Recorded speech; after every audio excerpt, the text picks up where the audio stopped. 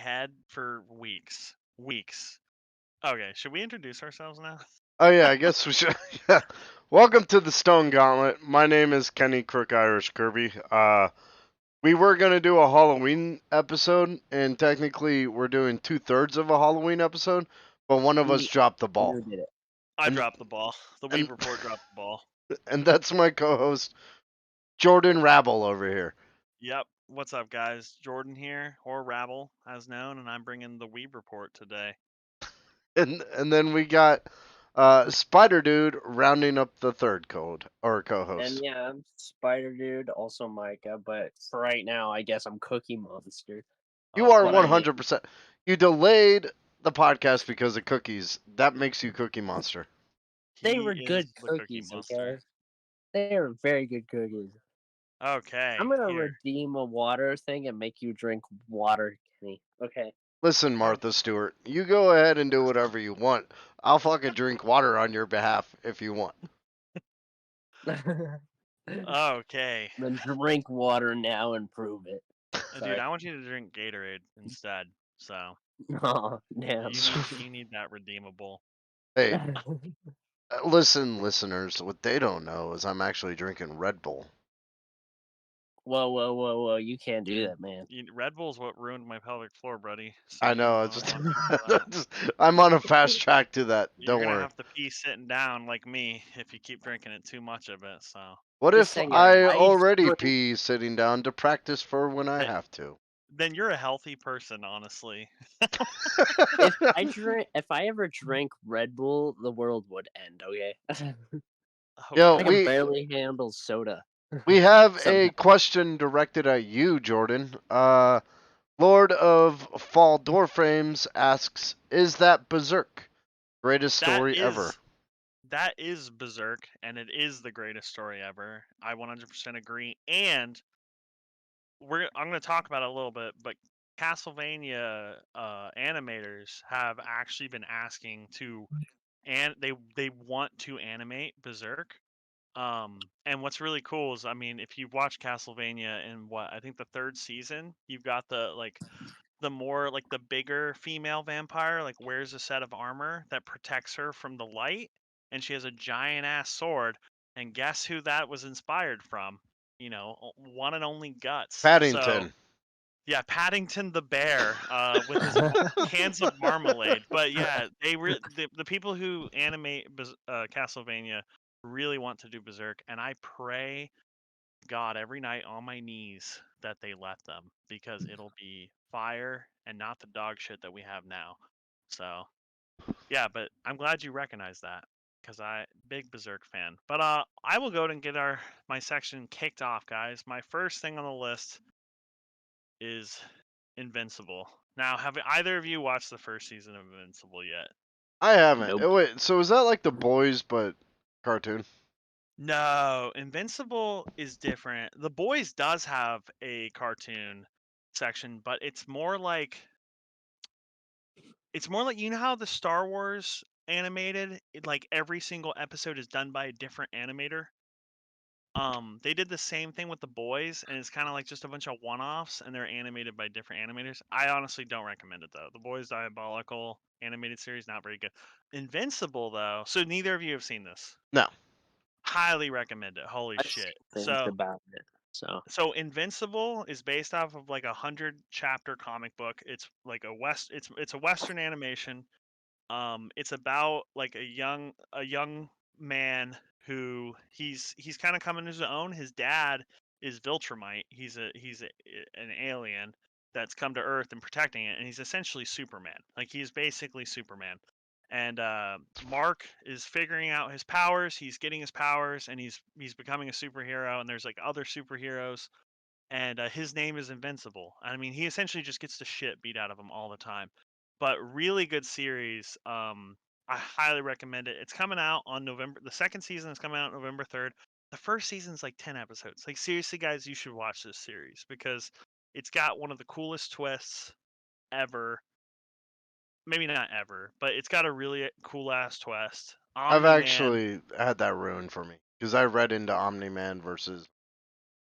Yeah. I figured that's like so, but it's still worth watching. It's a very gory. Like I love it because it's not too edgy. It's but it's just enough to be like this is dope. Um, and the comics are very different from the normal series. I wouldn't say very different, but like for example, that whole first season, like the big twist happens in like the first 8 chapters of the comic. And they kind of take a lot of subplots from like the first 30 or 40 chapters and make them happen before that big twist. But like the second season's gonna have some time related stuff, dimension related stuff. It's gonna be good. And they do a good job with it. You guys have any questions on it, or I mean, any comments? No. Seems like I've been meaning to watch it. It's Yeah, it looks like a grown up cartoon, which I like. The yeah, most like generally the most like cartoon I'll go is about Studio Ghibli, but that's in a league of its own, and yeah, and the Clone Wars. yeah, yeah. Yeah. I mean, it's cool because nowadays with animation, a lot of it, it's like it's not as there's not a stigma with it like before. I mean, they're doing a better job. Cartoons aren't just for kids anymore, which is nice. So There's go ahead. Lord of Fall Doorframes says the creator said that Omni Man could beat Superman. What's your take on that? Um, Honestly, I don't think so. Superman is literally powered by the sun. I mean, it comes back to that whole thing of whoever whoever the author wants to win is going to win. So whoever would be like developing or like creating that fight, it would all come down. Because I mean, it all depends on the situation. I don't know though. Like, if you've read the comics, I, I'm not going to spoil anything, so I'm not going to give my opinion.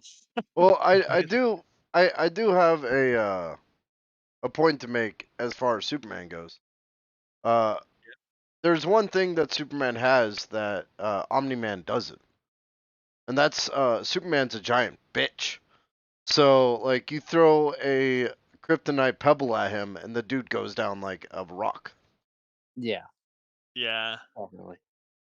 yeah, there's something that is going to be coming out in the second season about Omni Man soon that I think will honestly like that kind of takes Omni Man down a couple notches from what happened in the first season.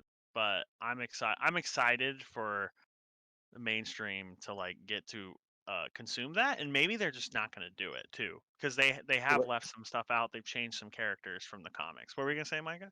isn't okay? Another thing to go off of Kenny's thing, from what I've seen about Omni-Man, he's not afraid to kill people. Superman Yeah. is. I Omni-Man will mean, just it depends on round. which What? Superman, right? Because don't you Oh yeah. isn't like they're the Injustice series where Superman like just murks everybody? That's mostly because they killed Lois Lane. Oh, okay, you mean Tomboy Lane? Have Think you so? guys watched? Well, have you guys watched the new animated series? Yeah, that's an Oh no. she's like a tomboy, and people were freaking out. Like I mean, some people Oh, were actually upset, and then some people were like, "Yo, this is dank." But from it the really, My Adventures with Superman. yes, yeah, I honestly, I mean, look, I I don't care about Superman like at all.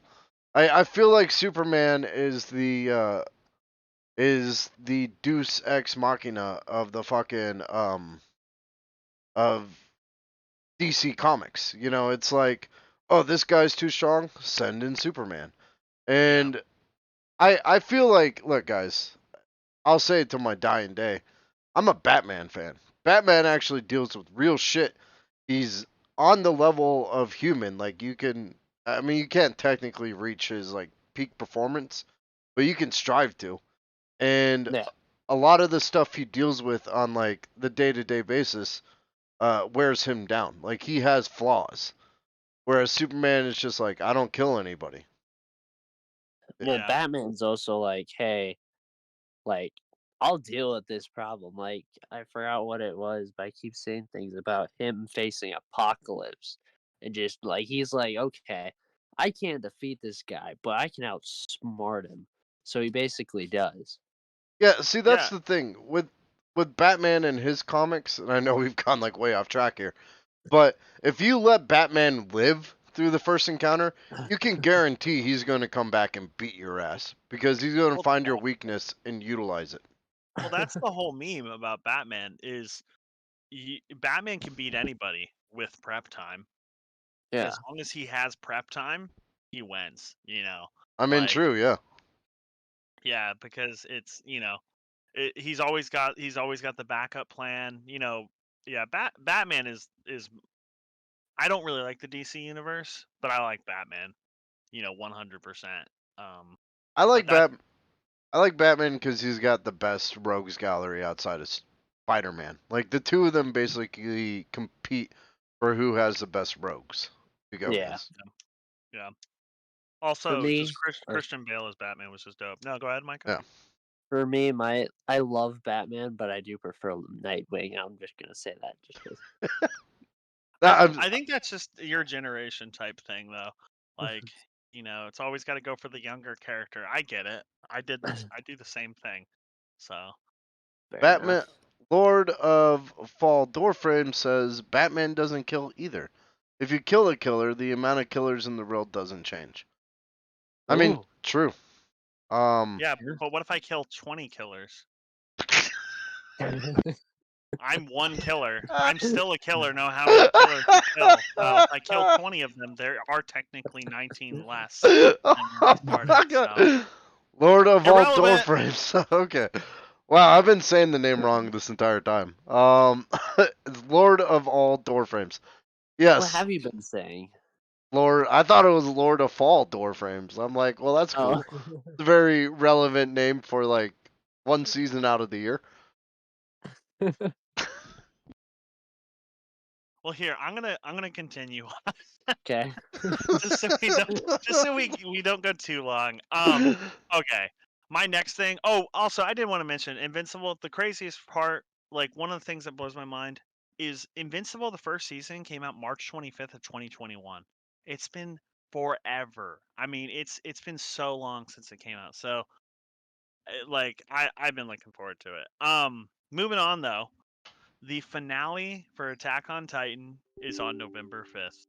And holy shit, guys, Oh my like God. this is massive. Yeah, I mean, it's going to be fucking nuts. I mean, there's people out there who think they are going to diverge from the manga, but Oh holy no. fucking shit.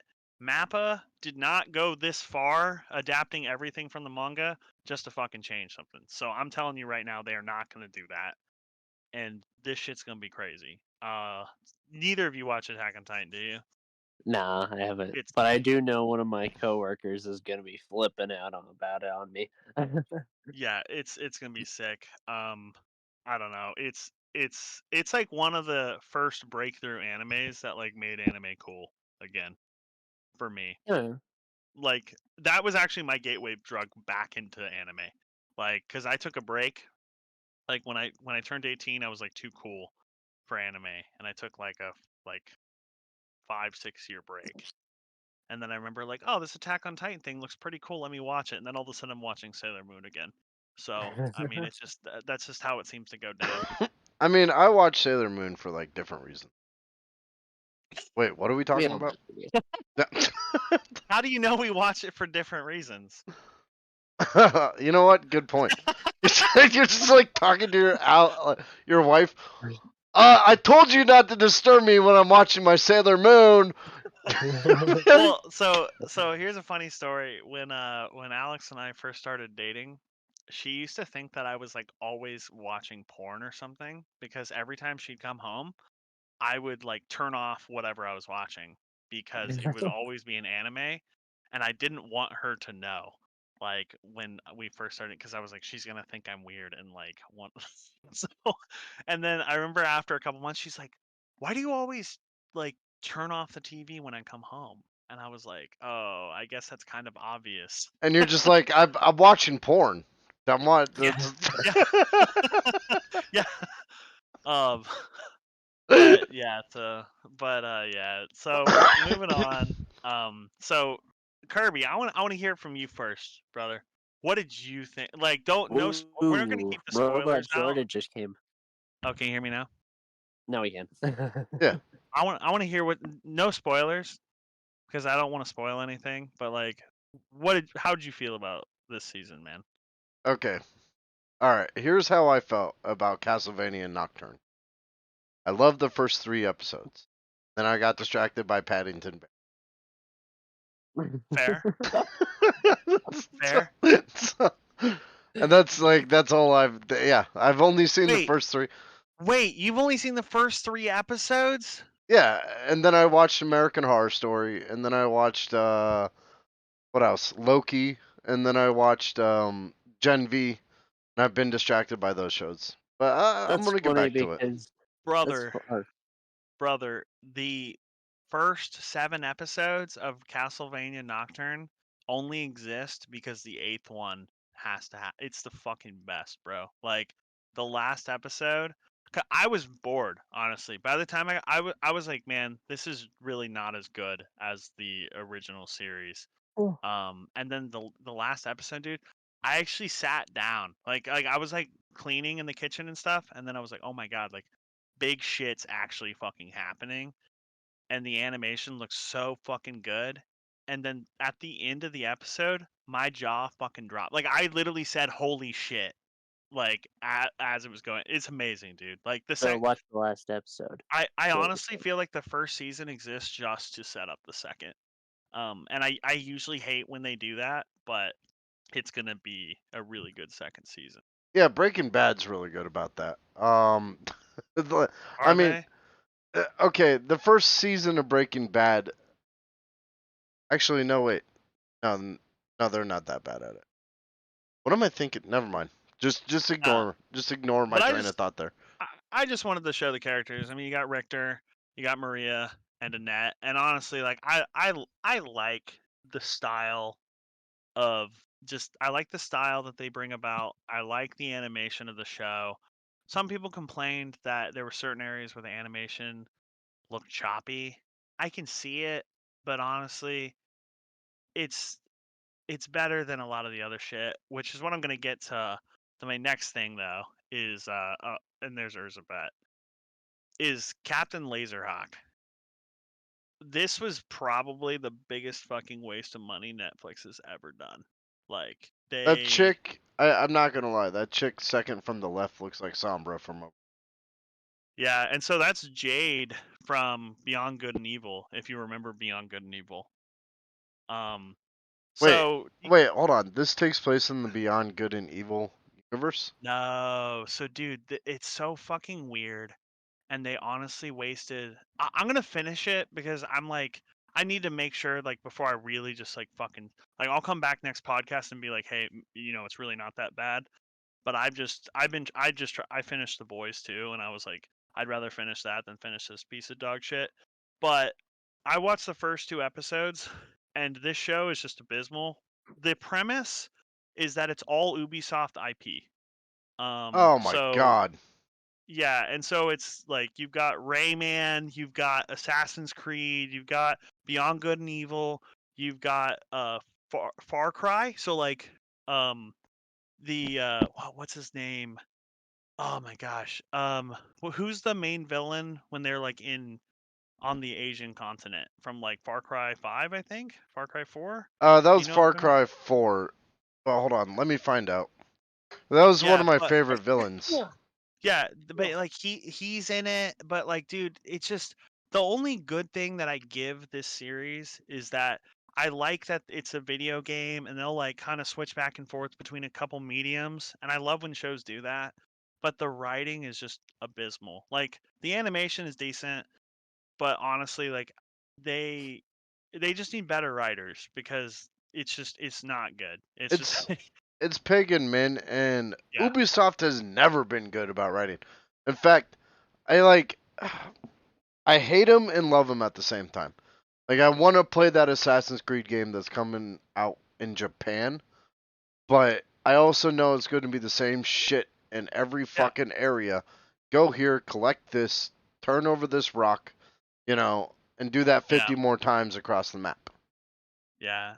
And so it's just disappointing. Like they could have done a lot better. And it's weird to me because like the Assassin's Creed character is a frog. I don't really know why. Maybe they explain that. I'll watch it and I'll report back I will come back next episode and tell you guys if I'm wrong, but I don't think I'm wrong.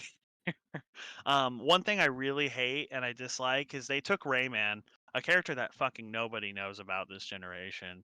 Rayman, the first Rayman game came out in 1995 on PlayStation 1, and they made him like kind of edgy, like he does coke and he shoots people, and that was Rayman does not do coke and shoot people like What the like fuck? yeah, so like yeah, it's very interesting, like like it's a little bit humorous but at the same time just a little bit too much. It's and like and that. It's like when that video game Shadow the Hedgehog came out, and Sega was so tone deaf. They were like, you know what we need? An edgy and cool fucking hedgehog that everyone can yeah, relate to. that has a deagle. Yeah. You know what makes sense? In the last game, he literally killed a giant, turtle immortal. But this one, he's gonna have a deagle. Yeah. So And you're like, what the fuck is going on? They, yeah, it almost feels like Ubisoft. It's they, doing like that. Okay, you know how like DuckTales was fucking amazing, and then Yeah. yes, somewhere along the line, Disney went, "What we need is an edgier DuckTales," and they released Quack Pack. This is the version of Ubisoft's Quack Pack. It's What's a like quack pack? What? I and was thinking now of the everyone exactly new wants Quack Disney, Pack. the the new you cartoon. asking what's the Quack Pack explains exactly how well Quack Pack went. Oh, okay. The Yeah, Because I know the new Ducktales. I don't know if you've seen that one. the new That Ducktales one's is pretty good. New yeah. Ducktales is pretty funny. Like I don't watch it, but I've seen clips. It seems like it's good writing. But But yeah. they yeah, actually this is a little bit of spoiler for it, but they actually bring in Gizmo Duck and Darkwing Duck into it Now, see, I'd eventually. watch the shit out of that because I like Darkwing Duck. Darkwing Duck Yeah, was because one of you my got favorite like cartoon heroes growing up. well, like one of the main characters in the newer Ducktales is Launchpad. He's just helping take care of he's with Scrooge McDuck and all the ducklings and Donald Duck, but then eventually he meets the actor for Darkwing Duck, and then eventually that actor becomes the actual Darkwing Duck in the series. Hmm. He's like, "Yeah, I am Darkwing Duck. Let's do this." All right, I'll check it out. Yeah. yeah. Actually, at some point, I have so many shows to watch. God, and now that when I have the kid, it's impossible. When she gets Or a little it's older, even though, more probable because that's Well, I mean, true. it is a kids show. Because I it's can a kid watch show. that with her. Yeah, you You you could guys are right. you could sit her down and be like, "Here's the beauty of Paddington Bear," and use Yeah, that as an excuse to watch Paddington too, and then rather watch. rather than just Bluey on repeat. So Yeah, yeah. Introduce her to some culture. Like Studio Well, Ghibli would be perfect. okay, I Studio. will admit it. Bluey, to admit it, is actually if you look into it a bit more, it's actually interesting. Bluey Like, smacks, dude. yeah, they had they had a whole thing to it. I don't know how do I explain it? Like, Bluey's just wholesome and just it's very life like it's good advice. yeah. So like I like Bluey, dude. I can't wait because it's gonna be funny, dude. I wonder if they're gonna do the same thing. Do you guys remember Kirby? You might remember this. You know how like Rugrats was a show about babies, and then like 10 years later they did the Rugrats where they were like teenagers in high school. Yeah. I'm hoping we get the same with Bluey, but maybe Ooh. more like I don't know. We're gonna see. Have you ever watched Bluey? Uh, I'm going to go ahead and say no, I have not because I don't have a kid. Okay, See, even though it's for a kids show, watch it. Just watch it. I don't like. I know so many adults that are just like, Oh, I guess there's a whole deal. They watch like a couple of episodes and they're like, I'm addicted to this now. What? Yeah, I think I started watching it because my sister, like when we were at cons together, she was like, it was like her safe show. She's like, if I just want to feel good, I just watch Bluey, and I was like, okay. I Do mean, you know and how many people got pissed off at me for recommending Paddington Bear to them? If I go up to them next week and go, "Hey guys, I found this brand new fucking show named Bluey. Boy, is it fantastic!" this they'll guy's on fucking a commend me. list. But don't tell people, Hey, obviously. my name is Kirby. They're You know, like, and I watch Bluey. pretty sure Kirby's snorting cocaine. Yeah. I'm gonna keep this going. Yeah. Okay, so now that I've slammed something for being kind of like edgy and trying too hard, I don't want to just seem biased because I don't know, like I find that nowadays like I will just shit on something new that's like trying to appeal to the newer generation. So this Okay. this is a YouTube this is a YouTube like episode. Like this pilot for the Amazing Digital Circus came out like maybe 2 weeks ago, and I kept seeing meme templates of it, and I was like, what is this? I finally looked it up, and honestly, it's a little bit there's some cringe in there, but it's a mysterious show. It's essentially about a bunch of people who are like trapped in this virtual game, and I'm excited to see where it goes. It's a little bit funky though, like, but it's on YouTube for free. Um, so I mean, I don't know. Check it out. That's really all I got for it. You know, it's not. I wouldn't recommend it over like Berserk or anything made by like Mappa or Trigger, but it's pretty good. Have you guys seen meme templates about this show? I've seen a couple, yeah. Yeah. I have not, but I am impressed that you use cringe correctly. You must be Thank you. studying teenage lingo like I am. That's swag, bro. At Yeah, least dude. he's succeeding in his class. Well, you, on the other hand, you've got an F Just so wait far. until we teach Kirby about Gyat and the Oh Rizzler. no. Oh Uh, no. Listen, guys, that's based. cringe and based go hand in hand, man. And honestly, I'm gonna just go over some fast mentions. I mean, we can talk about them, but I don't have much to say because they aren't out yet. But the new Scott Pilgrim show comes out November 17th. Is I'm it a fucking hyped. continuation? It's gonna be based off the comics, so it's not continuing off of the last movie, but it's gonna start at the beginning. So it's like a reboot. Oh, yeah. Does that make sense? Whoa. Yo, hold on.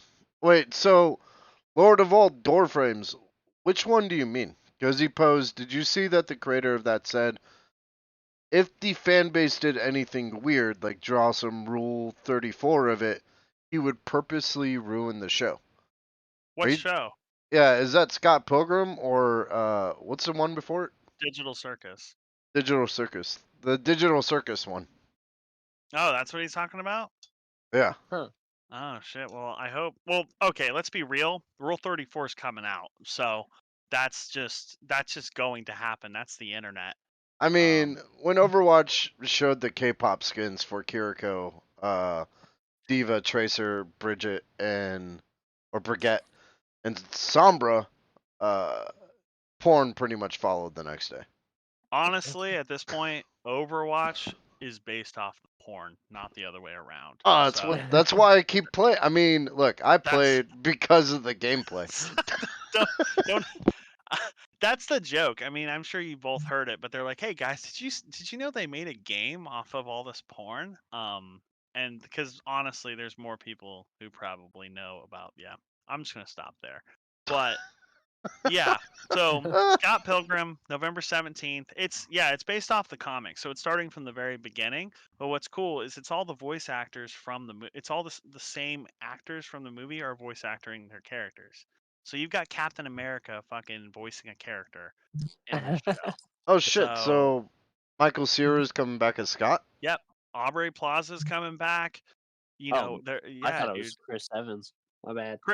Chris Evans is Captain America. Yep, Oh, Yeah. I he's thought you one of the meant like. seven. He's one I of the thought you seven meant. evil X's. Wait, So didn't they Yeah, I have thought- both Chris's in there though? who's the other Chris Hemsworth? Hold on, let me look this up. I don't think so. I thought you meant like the animated Captain America at first. Oh no, I meant like the same actor who plays Captain America. Yeah, sorry, my bad. I get what you mean now because there's an animated Captain America too. So Yeah, no, that to admit it, that is a very good Captain America too. The animated series for the Avengers is all good. dude, I it's will kind of admit like that. the I honestly find that a lot of those animated series do better than their counterparts. Like, dude, I remember the Justice League show fucking slapped, bro. Yeah. Like that shit was good as fuck. But I don't even watch the DC movies, to be honest. I don't know. You can hurt me if you want. Honestly, But the DC cartoons were better than the DC movies for a while there. I Well, I mean, mean, DC's go kind of ahead. tanked its fucking movie database into the ground over the past like 10 years, and it's just now starting to make a comeback. were we gonna say Cookie Monster? Snickerdoodle? but so I will admit it. Like all you in animation, you can pretty much get more of what you want in the movies out of. Like to me, I love the Avengers, which I actually know. I actually know. I'll say the Avengers is a lot better than the actual show. But like the show, like if you watch the newer like Avengers show, that's like from like back a while ago. It's great. I watched the entire thing over. Like, there's a whole fight scene between like Thanos versus the Avengers where he uses all the stones, and Tony Stark's like, "Hey, well, you know what? I bet you can't beat all of us with just one stone." So he tricks Thanos into doing this whole thing where he uses one stone. Like the first stone he used was the time stone on everybody to like make it so they would all die. But he tried using the time stone on Thor, and Thor just kept getting older and older. He's like, "You do realize, older I get, the more stronger I get, right?" And like he just, and then it just kept going and going. Probably my like favorite one was the when Thanos used the Reality Stone. He made it so that it looked like they won, but then Captain Pretty cool. America was like, well, because he made it so Red Skull turned himself in. And Captain America is like, hold on a second. Something ain't right here. And it was just like, it was Yeah, cool. I mean, it's just, it's animation's cheaper than hiring a bunch of actors and the CGI for it, right? I mean, that's just a Yeah. fact. I mean, So, EL Fudge has a point. You know, like you can do more with the with animation than you can movies. yeah, You know. yeah. But continuing on, yeah. So Scott Pilgrim, November 17th. My next like quick take. It's called Onimusha. It's actually based off of an old game series from like 2001, and but it's Musashi versus zombies, and but it's not just zombies. It's a lot of other samurais as well. But honestly, dude, the trailer is so fucking sick. This comes out November 2nd, and it just looks great. It looks amazing. I think it's like Netflix is really putting some money into some good series. So I hope it doesn't disappoint. There's always the possibility, but I think it's going to be a good one to come out.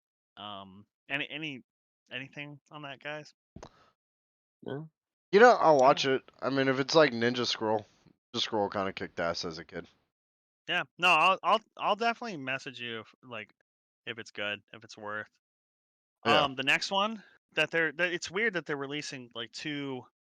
It's not weird, but so they're also releasing another samurai based series called Blue Eyed Samurai.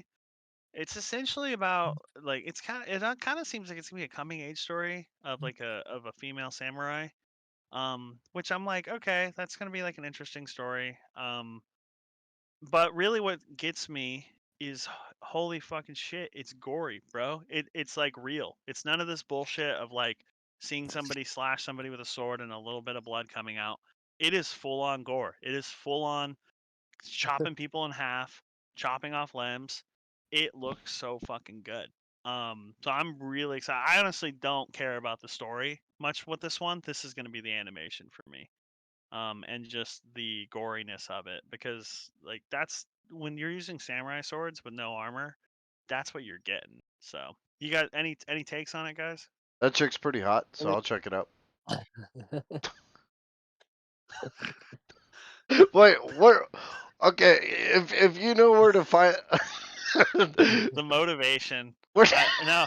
Yeah, you're a simple man, brother. I look, respect the fuck out of that. I am Okay, just Kenny, we're gonna teach you a new word. okay. What is it? You're a simp. What? No. Is that like The No. Simpsons? What's going on here? Nah. It means you love characters and you simp for every character that's cute for you. I'll tell you what. I will totally simp for Widowmaker. Honestly, Yeah, man, you I made don't blame me you. create I don't, pictures for it. I don't blame you for that. I literally have a server, a Discord server called Mercy Has a Fatty. So I mean, what can I say? Listen, Um, what I were you gonna wouldn't say? say I'm a simp. The Lord of all Doorframe says that someone that bends over backwards for a girl. No. I learned that lesson early on in life. However, I would totally simp for Widowmaker. Okay, But I'm I pretty know what sure I'm getting she. you for Christmas. We should A actually do a Widowmaker gift pearl. exchange. We should do a gift exchange for the podcast. So, You know what? and we'll have to do it on video for the Christmas podcast. There's only You know what? I one. will do that. There's only one waifu pillow I will ever accept, and that's either Widowmaker or Tomb Raider. Yeah, we've actually talked about this before, and I told you I was going to get you a Laura Croft body pillow. So I owe you. I owe you one already. But no. So this comes out November 3rd. Have you guys ever heard of Panty and Stocking? No. No. Okay, it's very niche. I wonder. Actually, check chat for me, Kirby. Lord of all door frames, or what is it? Lord of door frame. It's Lord of it's Lord of all Lord door of fallen frames. door frames. No, Okay, it's Lord of fallen door frames. Got you. So, no, it's great. this is like a Just call super a niche door. series Just call a from like door. 2010. And honestly, it's if you took do you Kirby, you know like the animation style of like Newgrounds from 2000s? You know, You know what I'm talking about?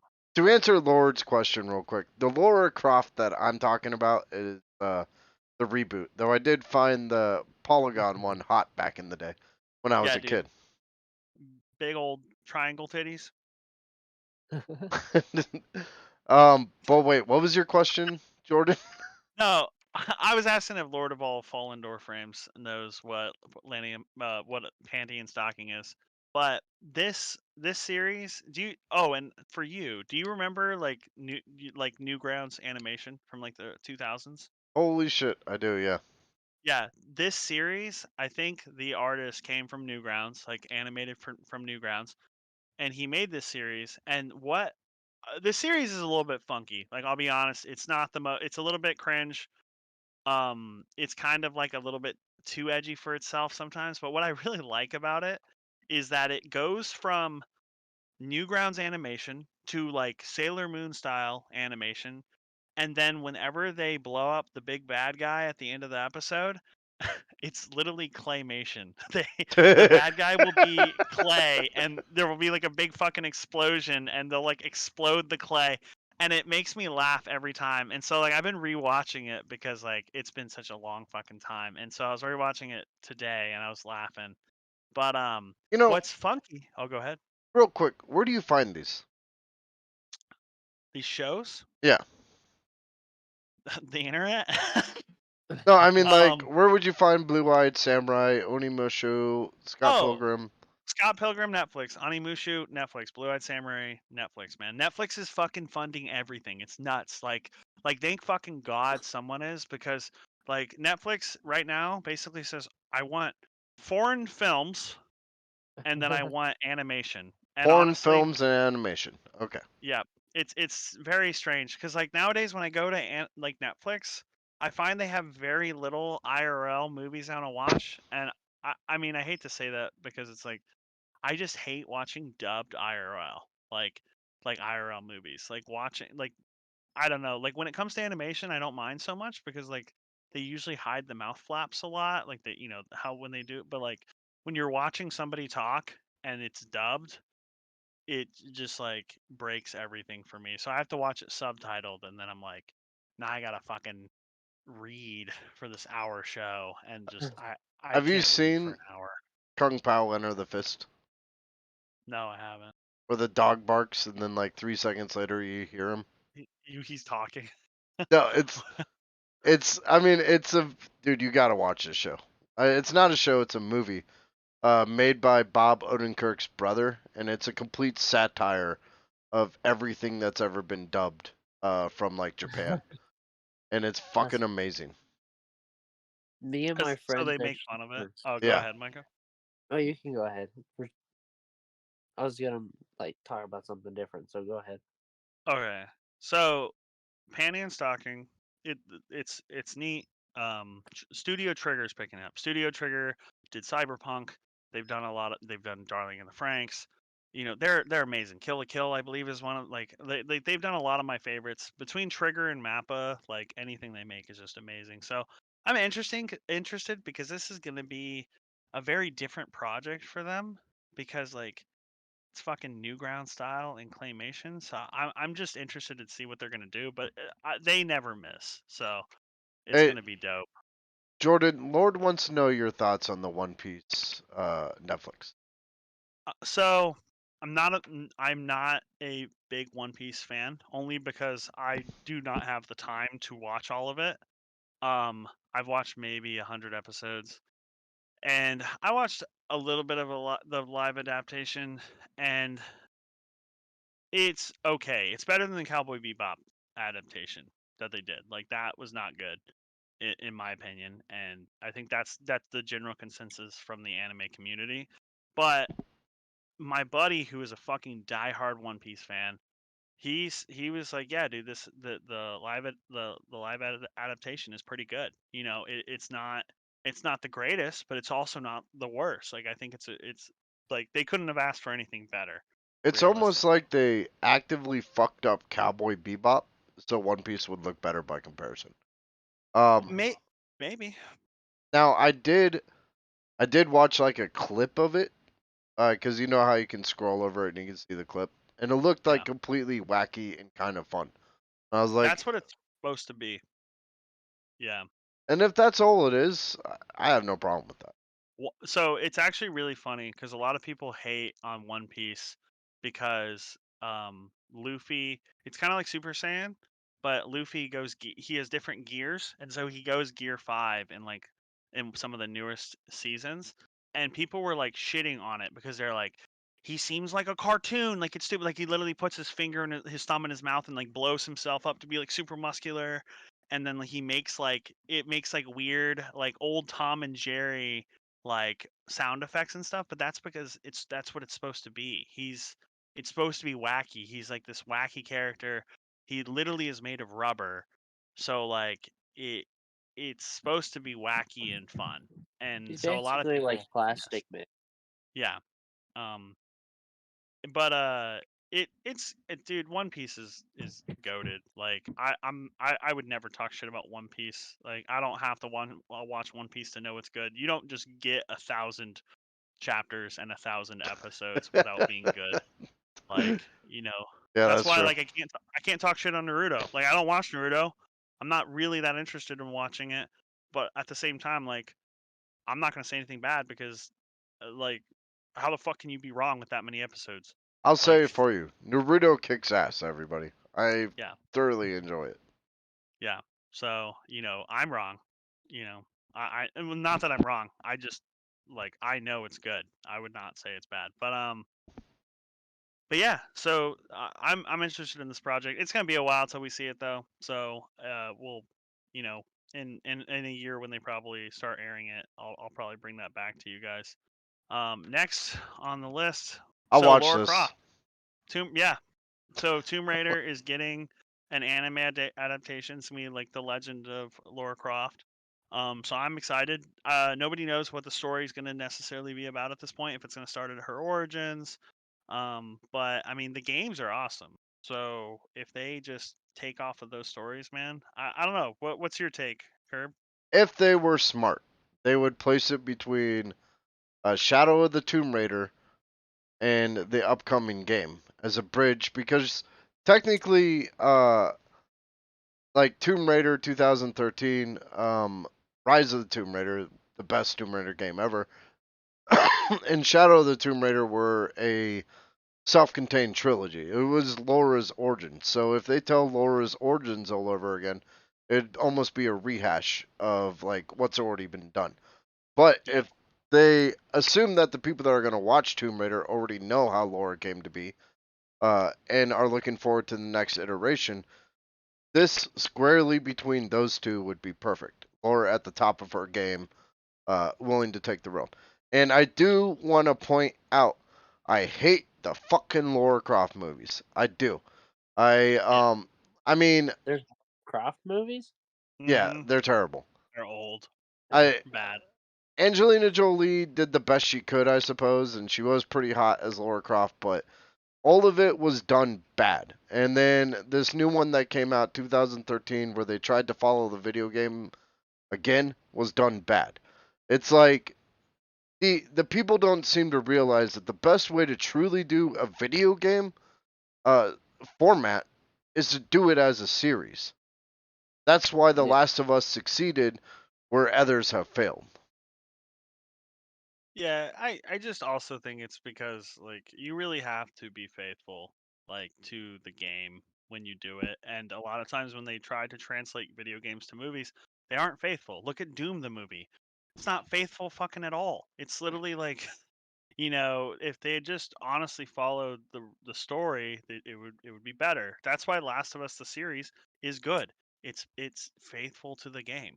You Well, know, that and they realize like the core of most video games like The Last of Us or Laura is you don't walk out of the gate immediately loving Laura, or you don't immediately start the game and love Joel and Ellie. In fact, when I started The Last of Us, I hated fucking Ellie. I was like, this fucking 10-year-old bitch. I have to take her all the way across the US and she's annoying as fuck. But by the end of the game, I was willing to kill everything between me and her uh, to get her to safety. dude, nothing mimics the feeling that I had with the hospital. Nothing. Like when Nothing. I Yeah. first played through Last of Us, nothing, dude. I was willing to kill everybody. like, um, so yeah, dude. But yeah, so I honestly, dude, I don't know. We'll see how it is, dude. If they fucking Captain Laserhawk this shit, then it's gonna suck ass. But if they're just faithful to it and they make a solid series like Castlevania, then I think we'll be pretty solid. And the last thing on my list, guys, is Devil May Cry. Now, this shit's gonna be fucking good. If it's not good, I will fucking I don't know. I'll eat something on stream that is not necessarily edible. I don't know. Like I'll eat a whole fucking bottle of chocolate syrup on stream if it's not good. Hot sauce. This is Oh god, dude, not my butthole can't do No, that. all Uh, right. We won't do that too. We're not going to let. What? You eat a bunch of chocolate? That sounds like a fucking great day, anyways. yeah, exactly. okay, You're okay. like, What do I eat if this shit's bad? um, a jar of pickles. How big? How much do you love pickles? I honestly love fucking pickles, dude. God damn it! Okay, what type of foods do you hate? There you go. Hey, that's it. One ghost pepper.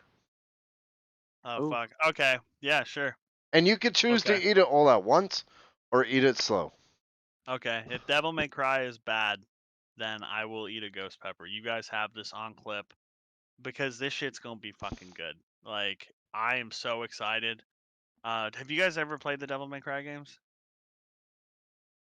That's Okay. courtesy of Lord, by the way, so you can thank him for that. Yeah, thank you, Lord of the Fallen Doors. So yeah, dude, this shit's gonna be dope. And what's cool is the person who got the IP to do it is like a fan. He's like, I bought the IP so nobody else could fuck this shit up. So I am so hyped. It's was planned for the near the end of 2023, but the fact that we're about to be in November, and December is not really a big month for new series, we're probably gonna see this Q1 of next year. I mean, they didn't reveal Spider-Man until like June. That's true. We'll The see. in fact, the voice actor of Venom revealed Spider-Man before the game did. Tom Hardy? I'm No. just kidding. I know, I'm just uh, I like Tom Hardy as Eddie Brock, but I feel like they could have written those movies so much better. Yes, 100%. They got sloppy. I honestly, dude, it's because of Sony. Like Sony just, I don't know. Well, the problem with Sony is the same problem that like the people that made Gotham faced. It's like, okay, I'm using this as an example. Yeah, Batman's Rogue Gallery is cool, but we also want to see fucking Batman beat their ass. If Jim Gordon can take down the entire Rogue Gallery of Batman, or the entirety of Batman's Rogue Gallery, why the fuck would you need Batman in the first place? You know? Yeah, And uh I'm sorry, what were we talking about? I tend to get we were distracted when I'm talking talking about about Batman. we were talking about. That's a good fucking question, brother. I don't know how we got to, but we got there somehow. You uh, know what? We're just gonna go back on track. let's just get back on track. Yeah. So if Devil May Cry is gonna slap, I'm excited. One last thing I wanted to actually mention too. So that I did not like about Captain Laserhawk. They also just fucking basically stole the plot of Suicide Squad. So like essentially like they put a bomb in all these characters' heads and they're like, you have to do what we say now. So I was like they just ripped off Suicide Squad. God, So that's such an Ubisoft move. Okay, look. Ubisoft's best writing began at Far Cry 3 and stopped at that's Far Cry 4. Like, the first half of Far Cry 3 was fantastic. Far Cry 4 was fantastic. Everything else was complete fucking garbage. And I know because I picked up that stupid fucking game of theirs. It's like the one where you're fighting like the Greek gods. And I'm like, this should be fun. I bought the $100 one. And guess what? oh no. You start on a plateau. You learn a bunch of skills on the plateau that you use throughout the rest of the game. And when you learn those skills, you get a glider to go into the rest of the game. On top of that, the plateau is littered with a bunch of little puzzles that go into separate areas where you solve them. Does this sound like anything you know? Ding, ding, Sounds like ding. every other Ubisoft game. It's Breath of the fucking Wild. They ripped off Breath of the Wild beat for beat without the beauty and like the fucking quirkiness that Nintendo brings Yeah, to it. the So nuance. Yeah. I was so fucking pissed at Ubisoft when they did that. And okay, I'm sorry, I'm mad. I hate Ubisoft. No, it's okay. It's a good. I get it. I get it, brother. I'm Sorry. still gonna buy their stupid Assassin's Creed in Japan game because I want to play Assassin's Creed in Japan. But I'm still going to be slightly disappointed by the end of it because it's going to be the same mediocre shit that it always is because they never strive for anything original. Yeah. Sorry, but the best Assassin's Creed games is Spider-Man. Those stealth missions hit hard. The Boy, best Assassin's the best Assassin's Creed game is when you're not even a fucking assassin and you're being a pirate and you're not following the main story missions. Black Flag shined when you weren't doing the story, but everything else about that game fucking sucked. If you were sailing the seas and acting like a pirate and not being an assassin, that game was like the best fucking pirate simulator of that time. Okay. Okay, I'm done. I'm done with my Ubisoft rant. We'll get to Spider-Man. Yeah, let's get to Spider-Man. Lord of Lord of the Fallen Door Frame. If It's there's Lord of anything all you'd like, Doleframes. But yeah. Lord of the Door. If there's anything you recommend to me, you can go in the Libertalia Discord. There is a anime channel that I've not used much. I need to use it more, Probably honestly. invited to that. Hold on a second. But yeah, and we can. I'll talk anime. I'll talk manga about anything. Because I read a lot of manga too. So yeah, well, thanks. Thanks for the Weeb report, guys. Now on to our gaming section. Yeah, actually, me complaining about Ubisoft is a great segue into the gaming section, where we are following the Halloween thing. This month For like 5 seconds. Don't worry, for guys. like 5 seconds. Let me go ahead and pull it up because for some reason my thing just shut it down. So Also, Door, I did. Oh, hi, Oniram. Also, Door, I did invite you to the Discord server, so you're welcome. Oniram, what's cracking? Welcome to the stream. You just missed the Weeb report. It was quite good, and we learned all about Tomb Raider, which is the biggest thing I got from that. But I That's do depressing. the no, Jordan, you did a great job. You always do a great job. I get distracted by boobs. Um, so As always. as always, and now we're gonna go into the video game section. I know that October's coming up. So I wanted to present you guys with 3 horror games to play before October 31st, as a tribute to Halloween because I love Halloween. And these are, I wouldn't say they're my top 3, though they're definitely right up there with them. I kind of want to do this every Halloween. So I just kind of picked 3 of them that I know that I've played a bunch of, and I can guarantee you they're good. I'm definitely going to do this like Buzz Feed does it. So, kicking us off, we got number 3, a Darkest Dungeon. Have you ever sat alone in your room at night and been like, wow, I really hate the world. It's very unfair, and I wish there was a video game that reflected that, that made me depressed and hate everything. Well, then I got the game for you. If you Sweet. hate, if you hate yourself and you think that life is unfair and you want to play a game about that, play Darkest Dungeon. Darkest Dungeon hates you just as much.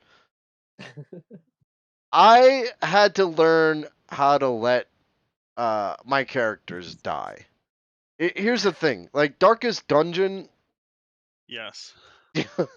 I'd spend hours naming all my characters and making them better, and then I'd take them through a dungeon and I'd be like, wow, this is so cool, and then one of them would get killed and that's it, they're gone. Yep. Oh. Even if you had like a level 4 or 5 character, it's gone. Like it's not coming back. If they die, they're dead. Yeah. And so you got to go back and pick another character and hope to God there's a fucking healer, because there was one time where my healer died and I didn't get her again for another 10 turns till I got a new one. And I was like, how the fuck am I supposed to keep my team alive if this fucking game doesn't give me one goddamn healer and there's a vampire curse running around turning everybody into vampires? The whole game is stacked against you. Game hates you. It wants you to die. It will make sure you die. Go play Darkest Dungeon. It's a lot of fun. Yeah. My favorite part about Darkest Dungeon is, yeah, you really save scumming doesn't exist. You know what that means, right? Yeah, yeah. Like, Micah, do you know what save scumming is? Not entirely, no. And so for all the viewers, so save scumming is a very hot term in like strategy games, where you often have like troops that you take in between missions, and if they die, it's like permadeath, they're gone. So it's like big in the XCOM community. But in Darkest Dungeon, if you're a save scummer, it's not possible. Like, you are not going to get through that fucking game, because it's just like anything can happen. If you get attacked a little too much, your guy will lose sanity. Guy or girl will lose sanity, and then all of a sudden they're addicted to sex. I'm not kidding. That is like a thing in the game. Yeah. It's nuts The how deep. I guess I spent a lot of time explaining how much Darkest Dungeon hates you without actually telling you how it hates you. Yeah, So from when Kenny explained it, I was like, if you're depressed and you want to be more depressed, play this game. I mean, he's not wrong. I'm not So wrong. You can easily spend hours playing Darkest Dungeon and still feel like you made no progress. Like the game essentially, you build up a team of 4 and you have to take it through a dungeon, and the one goal is to get that team from point A to point B. And if you get it to point B, you extract them with all the golden resources. With those yeah, golden resources, you can build your town, which can make your next run a little bit easier, but not very. The problem yeah. is, if any one of that member on your team dies, and they will, do not try to complete your run because the game will fuck you up real quick unless you got a team of 4. Well, and it makes the rest of your guys insane. Like when they witness their buddy die, it will literally make them insane, and then it gives them a negative perk that is super hard to get rid of. Um, Yeah, it's just, it has a sanity meter because it's an Eldritch game. So in other words, it's based off H.P. Lovecraft. Now the sanity is like it can be affected in many different ways. You have to carry a torch throughout the entire dungeon, and you have to make sure you have enough supplies so your torch doesn't go out, or your team will start losing sanity. If monster attacks can make your team lose sanity. Seeing a mouse can make your team lose sanity. Finding out that their fucking discount at Walmart is no longer available can make your team lose sanity. And if they reach a point like at their sanity meter fills up, they break. And it goes one of two directions. It's about 10% of the time they'll go heroic. And that's where they'll like reject going insane and rise above the rest and become a really badass fighter for the rest of that dungeon. Or, more likely, 90% of the time, they'll go fucking insane. And then suddenly, they'll do shit like refuse to heal the rest of the team. They'll start stealing everything you come across. And basically actively trying to sabotage your run through that dungeon. yeah. I mean, so I can read off some of the negative perks here. Like one of them, Demonomania, believes is possessed by demons, prone to investigating, unholy curious. Dyspomania, intense craving for alcohol. Yep. Like deviant taste, is not allowed to visit the brothel. This is in the game. And these are like, when you get back to town, your sanity meter doesn't drain. You have to put them in places like the tavern or the brothel to Yeah, lower their sanity meter. And if they've been kicked out of the brothel, that only leaves you with being able to put them into the tavern. But if you have other teammates in the tavern recovering from a previous mission, now you have a fucking person that's sitting on the bench doing nothing while you're yeah, hoping that the next team can go out there and actually accomplish something. yeah. But honestly, great Halloween game. Probably Oh, it's very cheap too fucking right now. amazing. Yeah. Because I mean, let me check what Darkest Dungeon is on Steam right now. How much it is? It's probably pretty cheap. And if you really hate yourself and you really want to get fucked over, get the DLC because midway through the game, after a couple runs, you'll get attacked by vampires, and then your team will slowly start contracting vampirism, where you have to get blood to keep it off of them. And the only way to cure them of the vampirism is to go through the hardest fucking dungeon in the game, which is not that easy to do. So yeah, go get both of them and just Darkest love to Dungeon hate. right now is $5, and the Crimson Court DLC is $4. So $9. That is yeah, Halloween right there, guys.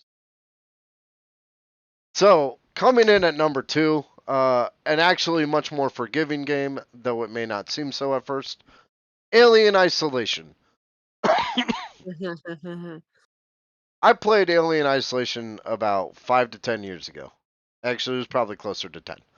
And Outlast has nothing on it. Like, Outlast is scary till you realize you can literally run through every area and be okay. Um, I didn't realize that until about midway through the game. I was like, wait a second, I can just run past all these things, and then I started doing that, and I actually beat the game doing that. Alien Isolation, you can't. You will be hunted by the xenomorph pretty much the entire game, and if he's in the area, you better be hiding from him because he will one shot kill you. And on top of that, you have these robots running around that are trying to kill you. So you kind of have to sneak past them. You truly feel like you're isolated in space, and there's no help until you get the flamethrower about 3/4 of the way through the game. Yeah, Alien Isolation is great, and I feel like it really pulls off of like if you love the Alien franchise and you like games like Outlast, it's great. It's Um, no, go on. no, I was gonna actually ask you, have you played the newest Aliens game, Aliens Dark Descent? No, I I'm the only team shooter I play is Overwatch. So Aliens Dark Descent is actually it's like an RTS. It's really interesting. Maybe check it out on YouTube. It's kind of like XCOM. If you ever have you ever played XCOM? No, but I have Marvel.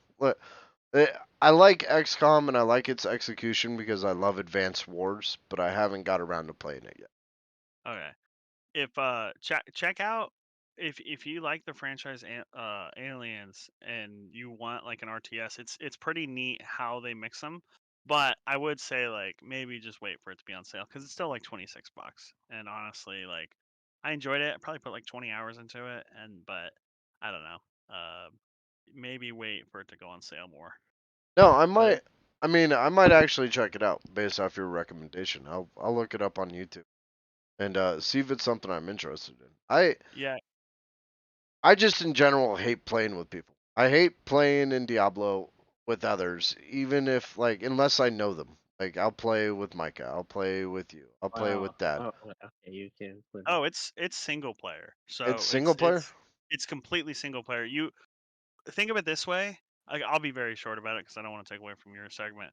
But No, go literally, on. what it is it's what happens is you actually start out um on like a defense facility in space, and the you have a spaceship that's leaving, and you figure out that they actually had like aliens on board, and they dropped aliens off, and so you end up turning on like a purge protocol that fucking like blows them up, but then it also attacks a marine ship that is coming that was also trying to leave, and they end up not getting blown up, but they come back and save you, and they take you back onto the planet where that ship came from, and so you go down to the planet to try to like figure out what's going on. And so essentially you're like building up your force. Like you take your original force of like 4 people to a facility. It's like if you like the Aliens universe, it's great because it really builds upon that lore. You really feel like you're in that like universe, and Wait, there's a lot of like is this more like uh XCOM or is it more like Halo Wars? it's more it's kind of a mix. It's not like XCOM because it's not turn based like that. Okay. It's more like Halo Wars, except you're not like building units and stuff.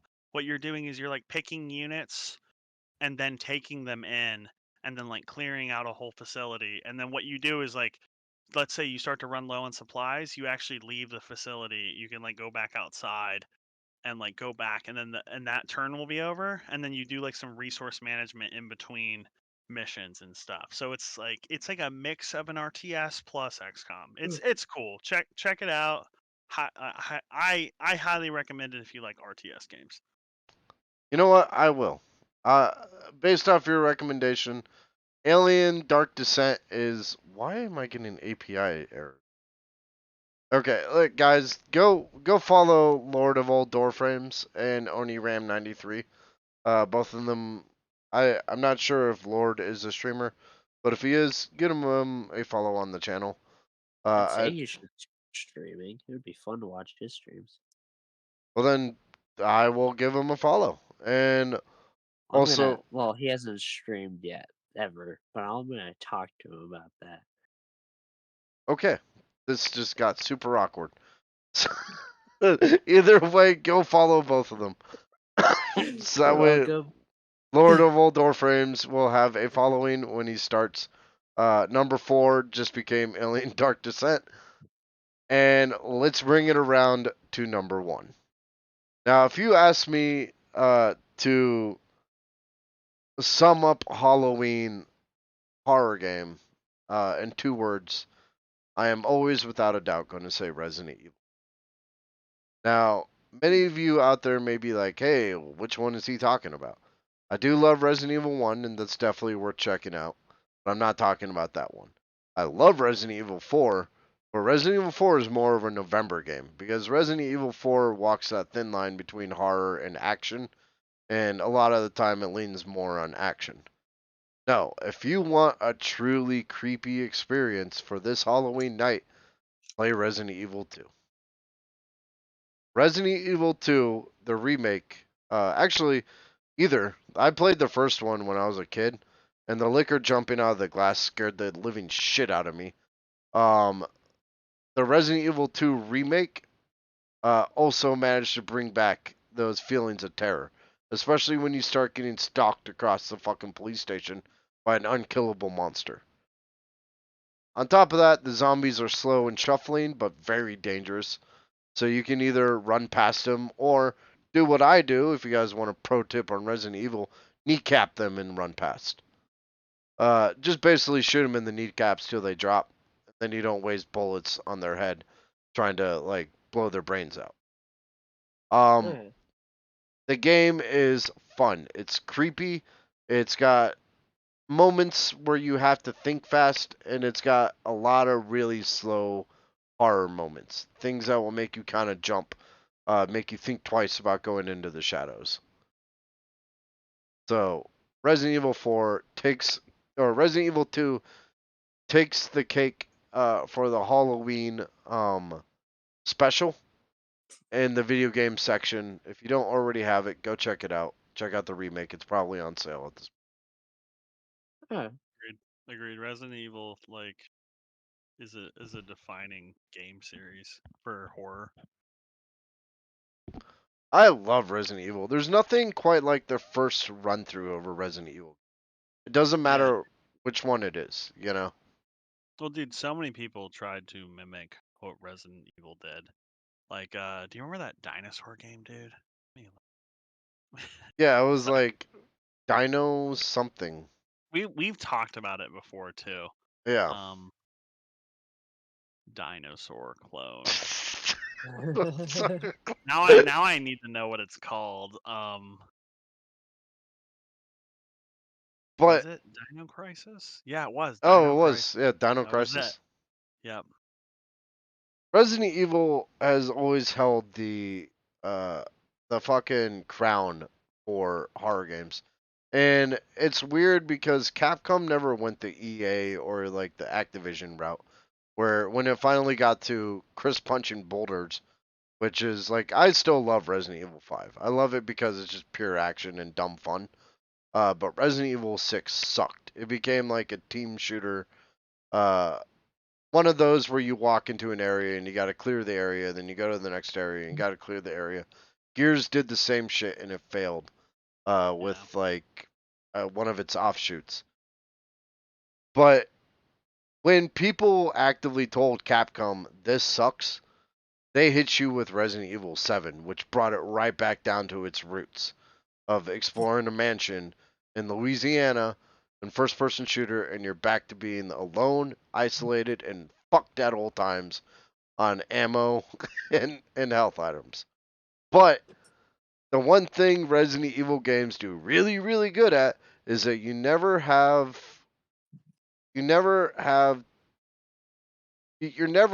can't ever beat a part. Like, you can't never, I don't know. There's no part you can't beat. Like, if you're low on health, Resident Evil games will give you health. If you're low on ammo, Resident Evil games will give you ammo, but they won't give you too much. They'll give you just enough to get through the next part. Yeah. Leading you to believe, to have this constant sense of dread that maybe this is the part that stops you in the game. Which one's the one with the cinematic where the two guys are like running in a circle trying to shoot each other with a gun? You know what I'm talking about? No, but that sounds like something fucking Resident Evil will do. That sounds like maybe the Wesker and like Chris fight in Resident Evil 5. It's like not separate ways. It was God, I forgot the name. They had the DLC where you go like where Chris and Jill invade Wesker's mansion. Dude, can we watch this on stream actually What's together? that? Can I show the beginning of the fight just so people know what I'm talking about? Oh yeah, 100%. Please. Here, I'm gonna stream it really quick. Max, cut this part because this is video part only. Here. Okay. Is it up on the stream now? Yep. Okay. Look at them just run around in a circle trying to shoot each other. Oh, I never played Vendetta. What the fuck? and it's 2 minutes long. They do this for 2 minutes essentially.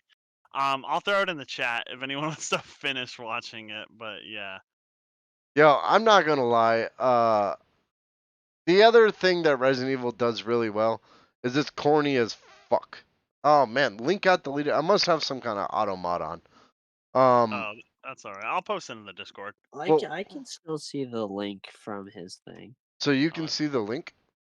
Yeah, I can see his link, but every time you posted like something like the go check it out, the AP did say error. So That's interesting. Yeah. Oh, Something. Either way, we'll get that fixed for next stream. But we'll post this stuff in the Discord, and I'll figure out the link thing. Because there's no reason why my co-host shouldn't be able to put a link in the fucking chat. Where was I? Resident Evil is really, really good at being corny. And anybody that thinks that like people were complaining about fucking Ada Wong's voice actor in Resident Evil 4 because she sounded corny. Well, then you forgot the fucking roots of the game when Barry asked Jill or told Jill that she almost turned into a Jill sandwich. Like, Resident Evil's lines have always been corny. They've always been over the top. That's part of the beauty of the game. yeah. Or go check out too. Yeah. Lord of Fallen Doors says, "What's your favorite game company? Like the one that made the most amount of games you like, and the one that made your most favorite game." You want to start with that, is Curb? that to everybody? I'm gonna Yeah, get we can go down the line. I'm gonna get a lot of hate for this. But two of them, Capcom because of the Resident Evil series is hands down my favorite series, and then Blizzard because of Diablo. I love Diablo. Like I love Diablo to a point where I'm willing to overlook its faults to its own detriment. You know, like I'm glad that there's as much as I fight them on Reddit, I'm glad that there's a fan base out there that wants to fucking bitch at Blizzard 24/7 to get them to fix their game because it makes the game better for me on the back end. Dude, I'm gonna get you banned on Reddit so that you can't go on there anymore. I've been banned on the Diablo boards twice. The first was 12 days, the second was 9 days. I've actually gotten to a point where anytime I post on the Diablo forums, like actually create a thread, I have to wait for a moderator to approve it. Wow. That's some 1984 shit right there. For me, it's Naughty Dog. Naughty Dog, just Jack and Daxter, one of my favorite of all time. You know, Last of Us is just amazing. I don't know, but man, Jack and Daxter just defined my childhood. So I wish they didn't ruin it with Jack Racing. God damn. Yeah, but then they brought it back with Uncharted and like fucking That's God. right. They make Uncharted too. They made Uncharted and The Last of Us, dude. I knew they made Last of Us. I didn't know I forgot that they made Uncharted. Yeah, dude. Naughty Dog doesn't miss, dude. They're fucking solid. They're Except on for Jack Racing. the only complaint I have about any Naughty Dog game was The Last of Us 2. I felt like playing 10 hours as Abby was a little bit too much and extended Yeah. the fucking game past a point where it needs to be. Like everyone that complains about, and we're gonna talk about this in the thing, the length of Spider-Man 2. Spider-Man 2 at least doesn't fucking waste your time. And I understood the point of Abby's mission 3 to 4 hours into Abby's mission, and then I played it for another 6 when I Yeah. bought the game to play as fucking Ellie. You know, I'm like, why am I doing this? Yeah, the last thing that I think any Last of Us fan wanted to fucking do was play as that fucking character. Um, like I would rather slam my. I'm not even gonna say what I was gonna say because this is a family friendly show. But Jesus fucking Family Christ, I think we all I. know where you were going. We'll just move on. How about you? How about you, Micah? So this is a little bit on the nose, but Insomniac, just because Okay. I'm just impressed with all the Spider-Man games, and as you know, Spider Dude, but I just love Spider-Man, and I'm like, this is what I'm gonna be like to my kids one day. I'm gonna be like the best game. Well, like the best games for me out there were Spider-Man. So Honestly, I was I was, because I always look at like the dark side of things, which is like a problem I have. But there was a point where I was like, oh, Insomniac is just copying what Rocksteady did with Batman. But then I'm like, well, at least Insomniac is still fucking making games, unlike Rocksteady, who's been like silent for the past 10 years. yeah, And their Spider-Man games fucking slap. Like everything from Spider-Man to Miles Morales to Spider-Man 2 have been heavy hitters. Like they're all gold. And I can't wait to see what they do with Wolverine. Well, I can't and wait for Spider-Man 3. in Insomniac also did Ratchet and Clank and Spyro. I mean, I know Yeah, Spyro's like not talked about anymore because now it's just like a kid show rather than the the gaming. It used to be huge as a game back in the day, but Ripto's Rage was one of the fucking best games I played as a kid. And wait, then did Insomniac make Skylanders if it made Spyro? I don't think they made Skylanders. Let me Yeah, check. otherwise Skylanders would actually be. Yeah, I think they sold. In my opinion, Skylanders is good. Okay, no, Oh, Oh my that god. was I'm sorry. yeah. That No, was mean. I think no. They Spyro is a kid series. We're just too old to understand Kirby. We just have to accept that we're boomers. I know, So man. boomer. I've been yelling I at grew people to up get off with my lawn. Skylanders.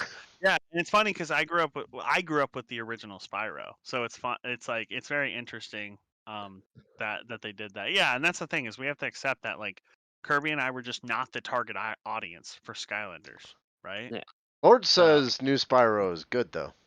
I yeah, suppose that's the TV show. Like, I don't know. Does Spyro still have games? I know, like, they released the Spyro collection a while back, and a lot of people flipped out over that because they were like, "Oh shit, it's coming back." well, You know? wasn't there like a newer Spyro game? Like it was just like it's like more of a brighter colored out Spyro. I don't know. I mean, dude, have you guys played Ripto's Rage? Do you know what I'm talking about? No, I That was like, oh, go ahead. I honestly, after playing Spider-Man, I kind of want to go back and play Ratchet and Clank, like, and see what the rest of their catalog has. Dude, just go play Deadlocked. That's it, brother. That game fucking slaps. That's the one where he like essentially became a gladiator. That's my favorite one. Spyro or Ratchet and Clank? Ratchet and Clank, sorry. Okay, I'll check it out. But let's go and carry on, I think. Unless you have anything else for games. No, Oh, I oh did. well. Or sorry, I was gonna say for the Halloween games. Did you know for the Xbox Halloween games they added Batman to them? What, the I just Arkham found that games? like, super interesting. I was like, wow, Yeah, like Batman just added the Batman suit from the movie The Batman. But good on you, Rocksteady. But update your fucking games. Give us a 4K 60 frames per second Batman instead of like a 30 frames per second 1080p one. Okay, that's my rant. Well, that was like a 5-second rant. Uh, I'm joking. I'm I joking. I like a lot about Arkham Knight. It's a game I haven't replayed, and yes, they did technically lie to everyone when they were like, "Hey, I'm pretty sure Red Hood is just Jason Todd," and everyone was like, Rocksteady was like, "No, no, no, it's not Jason Todd. It's not Jason Todd." And then What? midway through the game, I was like, "Oh, it's fucking Jason Todd." You know, it was a Alright. controversy a while back. Um. Anyway, I digress. We're not here to talk about a 10-year-old video game and give it a review. We're here to finish up this month with a review of Spider-Man 2. And I was gonna push this off till November because I wanted time to play the game. Well, turns out I beat the game in a weekend because Well, I'd still push it off until November. I'd give it like a quick review, only because people are still playing it. yeah, we're not gonna go into spoiler territory. Okay. But I beat it over the weekend because I couldn't put it down. I only Yeah. have two actual complaints against the game. One of them's a good complaint, and the other one is uh, something they definitely could have done better. The one that they could have done better was the BVU mission where you had to take 3 pictures of around the fucking campus. And it was like, take a picture of the greenhouse and the drone team and the esports team. Oh, And I'm yeah, like, no, no, go on. I hated that one. Like trying to find those places because it gave you no clues at all. Like the greenhouse was the easiest, but like the rest of it was like, what? Yeah, that mission actually showed me that I would not make a very good Spider-Man because Yeah, she no. was like, "Take these pictures," and Miles was like, "Yeah, I'll do it for you," and I'm like, "Why the fuck am I writing your goddamn report?" You know, and this is how I would react if I was Spider-Man, which made me go, "I'm probably much more like symbiote Peter Parker uh, than than actual Peter Parker because I was True. fucking pissed at that. I was like, where's the goddamn drone team? Why am I taking a picture of the esports team? I think wasn't it the esports team that was the hardest just because they're inside the building? Like I swung around the entire outside trying to figure out like I had the entire camera open, zoomed in, swinging around. I'm like, where are these people? I was like about to strangle a couple necks, and I was like, you know what? I'm done. I'm searching it up. Sorry. I Honestly, I spent about 5 minutes and then went, fuck this. I'm looking this up on my phone. And spent 10. because Because I I was had gonna do it legit. listen, if you got fucking villains like Craven running around the city, I have better things to do than take a fucking picture of the esports team of the BVU. So anyway, that was my actually, you know what? I got 3 complaints. That was my one major complaint. The second complaint was I like Miles's costume to an extent at the very end, but we should have been able to change it. Like when he pops in and he's like, "I got my own costume," and then you realize, like, I didn't realize this till afterwards, but it's basically an Adidas fucking um commercial because he's wearing Adidas shoes, and you can't change that costume for the last episode or the last mission of the game. Oh, I didn't realize that. I was like, I kind of like the like blue liquid inside of it and the red. I didn't even take a glance at the shoes. Yeah, he was wearing Adidas shoes, and now it makes me Although, wonder: is that a product placement? Like, would Adidas walk up to fucking Insomniac and was like, "Hey, we'll give you money if you put our shoes in the game, and also force the players to play as him for an entire mission." you know what? That seems something like Adidas would do. No offense if Adidas listening, but it How just dare seems like you?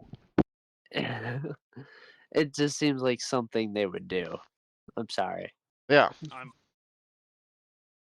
and other than that, the game was good. My other complaint, and this bleeds right into it, is it's a good complaint. And this is Miles has too many good suits.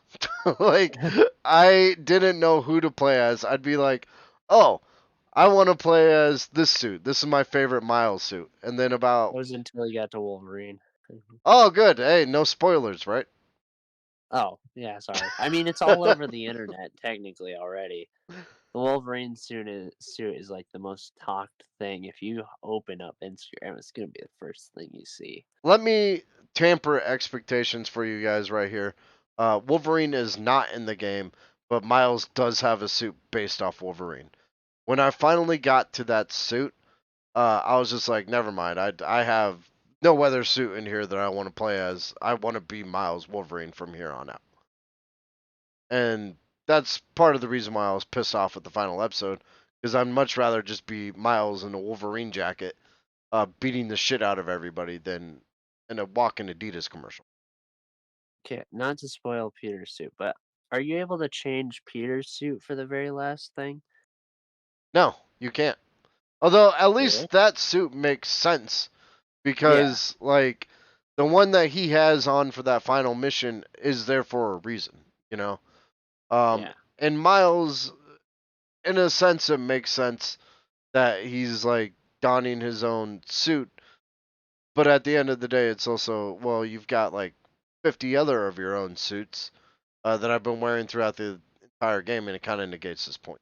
Well, to tell you the truth, I was a little bit disappointed by the suit when he came in for the last episode, only because I was like, okay, so Peter's got his suit, which is meant for the story. I just figured Miles would somehow like pull out like a full out like energy booster where it shocks him to gives him more power and be like, "Hey, yeah, here we go," just to take it out, take the guy out for the Also, main mission. And I was like, "What is this? This looks like he's about to put him out with water, yeah. like firefighter." I know, dude. The programmable matter suit would have been so much fucking cooler at that point. It's just like, yeah, I figured out how to make programmable matter. Boom. Or, like literally anything else would have been a much better suit for that ending. I also found like weird that the final boss that's in the game, like I struggled against him with Peter. Like I still won and came out on top, but when it became Miles, I fucking wiped the floor with that dude. Like, Yeah. I was countering every 5 seconds. I was just like, boom, you're dead. I'm like, well, who's the better Spider Man then? Because I just beat the shit out of the final boss with Miles. And I think since Miles Morales dropped, Miles has been OP in that game.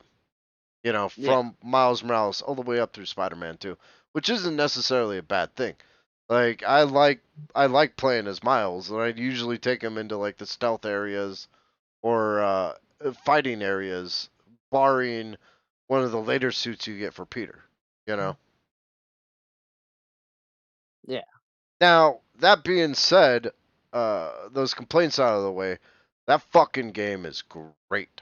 From point A to point B, Spider-Man's about 30 hours to complete it and all of its side objectives. Yet there was never any 1 minute in that game where I felt that game was fucking wasting my time. There wasn't one. Yeah. I felt everything I did from web swinging across the city to taking down forts was progressing towards something or doing something so badass that wasn't even like fucking paying attention to anything else. I will tell you this right now, because it's not really a spoiler since she was in the first one. The fight against Black Cat, for me, still reigns as one of the best moments in video games to date. Indeed. That one was a fun one, especially with it being well. No, I'm not gonna say anything, but I mean, how do you I take do. a character like Black Cat and make her fight that fucking interesting that it basically overshadows everything else in the game? I'm like, holy shit, they really they went above and beyond because her fight, not to like spoil anything, but it starts off like as an investigation and by the end of it, you're in a full-on fucking war. Like it's insane how it just catapults and catapults and catapults, and just when you think it's about to get like it can't get any more insane than that, it goes up another notch. Yeah. But So, what was I gonna say? I'll turn it over to Oreo over here. What are your thoughts on the game? I love it. Like, like everything about it was just. I fell in love. I'm actually playing it for the second time in ultimate mode, which is fun. I just beat the first boss, and I'm like, yeah, having fun with that. But a little tip for everybody who's about to start: upgrade your status, like your health, focus, damage, skills. this Don't pull a me this because motherfucker, look, by the end of the game, my character was completely like stacked. Like he was level 60. All of my gear was like fucking uh top of the line. All most of the suits were unlocked. Like I was just gaining materials just to gain materials by that point. And I'm talking with Micah, who had already beaten the game, and he's like, "So what you're saying is if you level up you're stronger?" And I'm like, yeah. I what? How is that even a yes? When you The level up funny your thing, character, you are stronger. okay, well, the funny thing is, once I completed everything, I was like a level 25. That's how low I went. And I beat everything at a very low level, and it now, was hard. on the flip side of that, uh, you did beat everything at a very low level. I mean, Yeah. that should right there speak to your like ability to play Spider-Man. Time for Sekiro. Well, there was like a middle battle boss that you know pretty well. I died probably like 30 times to him. I struggled against him. And like I'll mainly tell you this later because it is kind of funny. But like, man, yeah, upgrade all your stuff. Whatever you do that. Unless you want a really, really hard game where you're battling boss levels at like with only a health of 120. Time for Sekiro. Do you want my nephew to kill himself, Jordan? Hey, you either kill yourself or you come out stronger. Wait, what?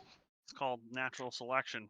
No, it's called the hardest fucking video game in video game history. Like, No, you were just saying. No, I mean, dude, if you can beat that game on low level, I'm sure. Have you ever played Sekiro or heard of Sekiro?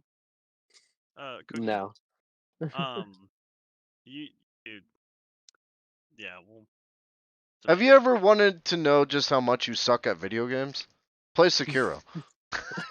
Because it will show you really quick that a lot of the comforts of today are quite nice, because it lacks all of them. If Huh. you can beat Sekiro, then you can beat anything. It is a badge of honor. There were points in Elden Ring where like I'd go up against a boss and then like Malekith or something, and I'd be like, "Fuck, this sucks." And I was like, "Okay." It was the second time helping going through it while I was helping my dad through Elden Ring, and I'm like, "Fucking Malekith is such a bitch." I'm like, "We need to bring in a third player." And he's like, "Oh, there's this guy named Sekiro here." I'm like, "Grab him because he's probably good." Dude, you know what's funny is I'm not very good at Dark Souls and Elden Ring, but when it comes to Sekiro, like I replay Sekiro probably like maybe once a year. So You Huh. replay it once a year? Have you yeah, okay, Micah, to put this into perspective, when he first fought the final boss, it took him 10 hours to beat him. 10 real Oh. hours to beat him. Yeah, like not like oh, like it took me 10 hours with breaks. Like I literally 10 hours to learn his pattern and beat him. But holy shit, did I feel like a god among men when I finished that shit. And then I didn't touch the game for Oh, 2 yeah, years. no, I would not do well on that game because one thing about Spider-Man is there's always been one mission for Miles in the Miles game, and then actually in this game too, where there's a challenge thing where if you get hit once, you are that you basically lose what you get out of it. And oh my gosh, I would not give up until I was not hit once. You know, Like, actually, that's a good point. Here's some quick answers to questions you guys may have going through the game. No, you don't have to do all the challenges and get all the hero tokens to get every suit and every upgrade. It's optional. yeah. Well, I Do mean, them. that's with all the other games too, is you didn't have to do that. There's Yeah. still other options where it was just open. I mean, do them the first time through. Try to get the best score you can, but you don't have to go there and do it again and again and again. Get all the tokens because you have plenty of other ways to get hero tokens in the game, which will get you every suit and every upgrade. And Yeah. two, the question I had that forced me on the internet and gave me a spoiler. Yes, Peter does get the symbiote back. I'm not gonna tell you how.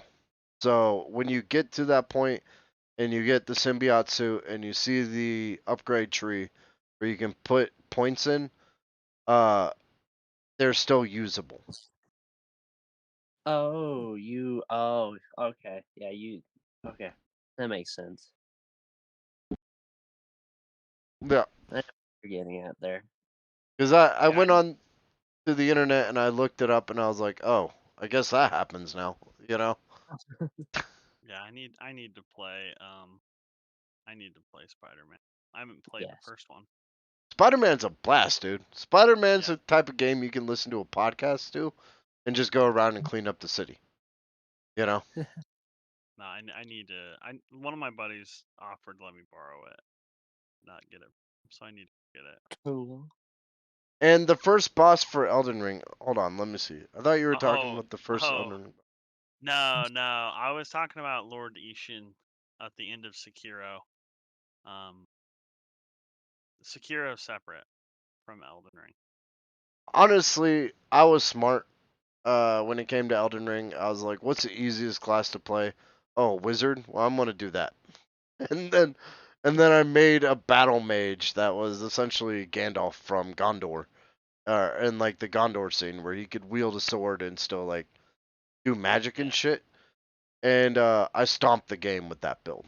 Yeah. See, I have a small brain, and every time I play Elden Ring, I have to play as Guts from Berserk. So I only use the great sword, and I only and the game is fucking hard as shit because I'm an idiot and I can't play the game any other way but do a strength build as Guts. But you brought And that on that's yourself. yep. And So, yes, I'm just so stupid. I can't do it any other way. I won't allow myself. I think to myself, why would I want to be a Dex or an Int build? I have to play strength. so for this Halloween, guys, if you want to see how much the world hates you, play Darkest Dungeon. If you want to break your new flat screen TV, play Sekiro. Yeah. Yeah. All right. Should we turn it over to Cookie Monster Well, section now? I Yes. actually Next. had a question Oh, about okay. 2 questions. Okay. How'd you enjoy playing Geometry Dash and Spider-Man as the cube skin, Kenny? Oh yeah. So there was a point in the game where the game just completely fucking bugged out on me, and Peter Parker turned into a tiny cube on the screen. And like he still did all the moves somehow. He was just like he was like Yoda, but a cube. He just flipped all over the place and like punched enemies somehow. And I was like, well, this is weird, but also kind of interesting. So I The ended up funny taking a thing is, picture of it and sending it to Micah. the funny thing is, a bunch of people have actually gotten that glitch. I've kind of wanted to get that glitch myself, Oh, it was a but fun glitch. I mean, it was much better than when Insomniac fucked up the flag in Miles's apartment. Uh, they apparently, heads up, guys, Miles is from Puerto Rico. So they put the Cuban flag in his apartment thinking it was the Puerto Rican flag. And Oh my god. yeah. Oh my god. They fixed that pretty fast. It took the internet exactly 0 seconds to find that and just immediately pastor it everywhere. So Uh, Insomniac ended up releasing like a hotfix, I think last week, just to address that one issue. bro, someone got fucking fired. Like, that's so stupid. Okay. And then my next question is I came up with this question because the game rewards are actually coming up. Somebody was like, okay, we got 2 games here that are up for the competition, and I disagree with the one they went with. And it's between the new Zelda game and Spider Man. Which one would you prefer to win? And like, which one do you think will win? Okay, here's my predictions for Game of the Year. One of them is outlandish, and that's Diablo 4 might end up on there. But I kind of think, due to its rocky start and the fact that so many fans disliked it, I'm going to drop that off and replace it with Baldur's Gate 3, which kind of came out of left field Mm, and sucker punched the world. So yeah. the lineup, the fucking that I predict for Game of the Year is going to be easily Tears of the Kingdom is going to be on there. Spider-Man 2 is going to be on there. Starfield is going to be on there, and Baldur's Gate 3 is going to be on there. Now, Baldur's Gate 3 has a strong chance of winning. Starfield does not because it has too many bugs and it's almost still kind of niche. Plus, there's a lot of people that hate the fact that it's only available on Xbox. So we can take that out. That leaves 3 games: Spider-Man 2, Tears of the Kingdom, and Baldur's Gate 3. Now, based off my opinion, because I haven't played Baldur's Gate 3, though I've heard it's a masterclass in storytelling, I'm gonna drop that and put it into 2 games. That's Spider-Man 2 that I have played, and that story is fucking amazing, and Tears of the Kingdom. My prediction between those two, though Mike is gonna hate it, is Tears of the Kingdom, simply because Tears of the Kingdom broke the minds of developers. So many people out there have been like, you we can't bring our game to the Nintendo Switch because its hardware isn't good enough for it, and it needs this, and it needs this, and it needs this.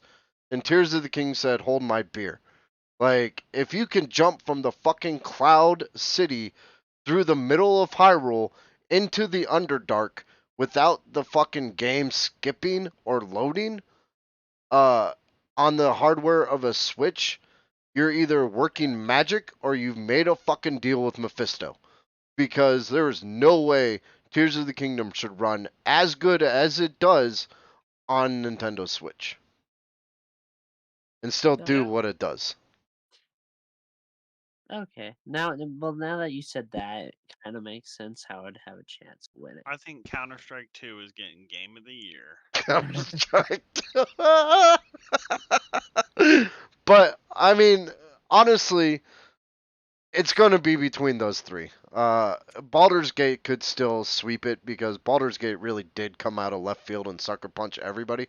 Like, Microsoft even said Baldur's Gate isn't good enough for like fucking Game Pass. A decision they're very much regretting now. Because when Baldur's Gate came out, it was just like it blew everyone away. Like Yeah. it, So I heard a rumor. Well, it's not a rumor. They actually posted this. They said there's still 8 hours of content that nobody has touched. yeah. Really? Yeah, Wow. and there's literally, I can't remember what it was. Let me look it up really quick because this is a crazy stat. How much dialogue? There's like there's over. Oh no, that's Starfield. Okay, so that's even better. Starfield has over 250,000 lines. Oh, that's not comparable. They said that Larian said that Baldur's Gate script has around 1.9 million words in total, Oh, including your character's options. But I Yeah. wonder how much lines that is. I don't know why they would compare those two. So pretty hmm. funny. But yeah, there's 1.9 million words in the script. That's insane. Yeah, it's one of those rare games that actually is complete. Like Spider-Man, like Tears of the Kingdom. Those three will run neck and neck for Game of the Year. It'll be interesting to see who comes out on top. Yeah. Wow, cool. Well, you guys ready Gonna to be move to good. the next section? Yeah. Yeah. I'm ready. Okay. For me, movie section. Probably the coolest section. I'm joking, of course. There's a lot of cool sections. But my first one is Goosebumps, the new Disney Plus series. I mean, I only watched the first episode. It was about like a camera where if you took a picture it'd predict the future, but it was like more of a dangerous future. It's like you would get hurt or other people would get hurt. Yeah.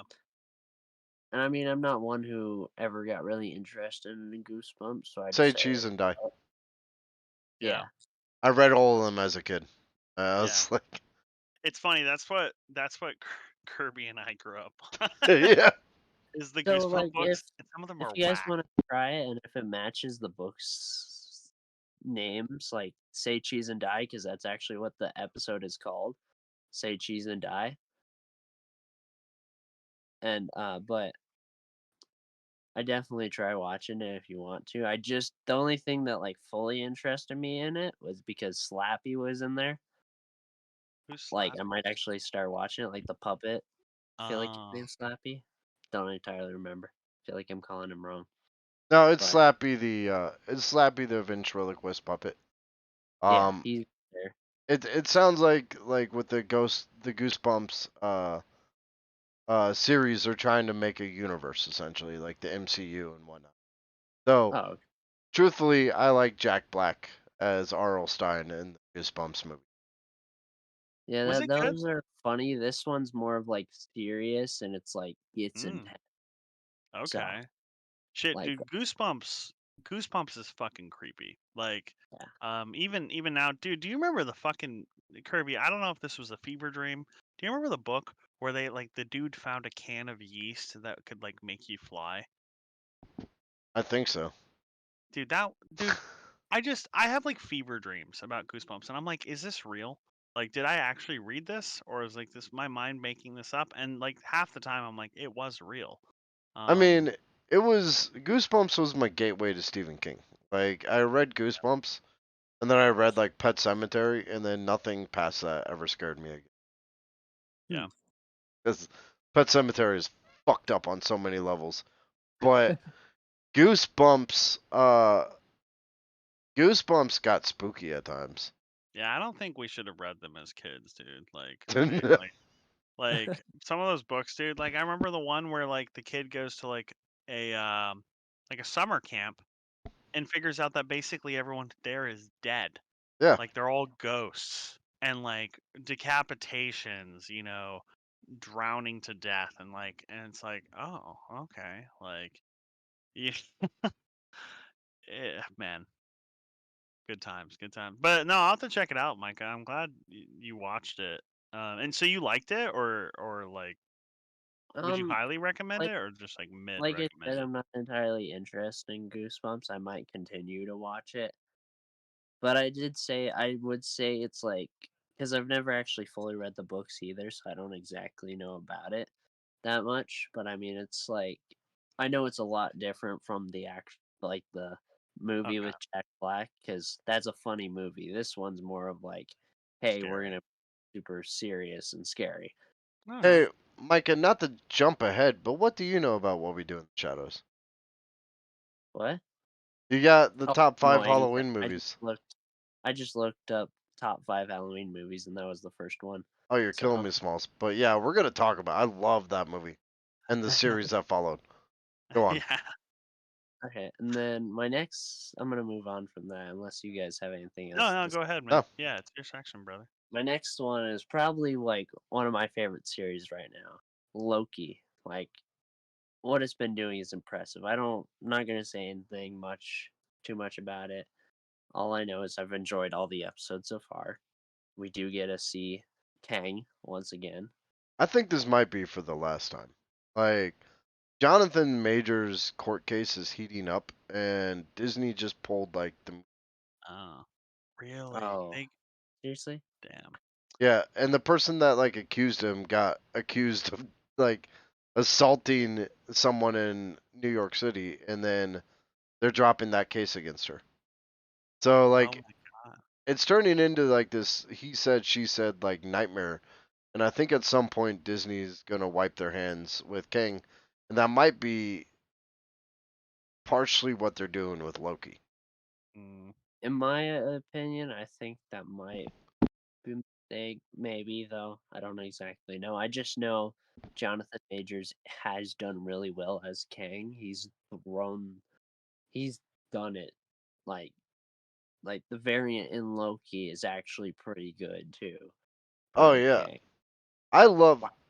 I love Major's acting career. Like from Lovecraft Country through to like Ant-Man Quantumania cuz he was the best part about that film Yeah. all the way through Loki, you know?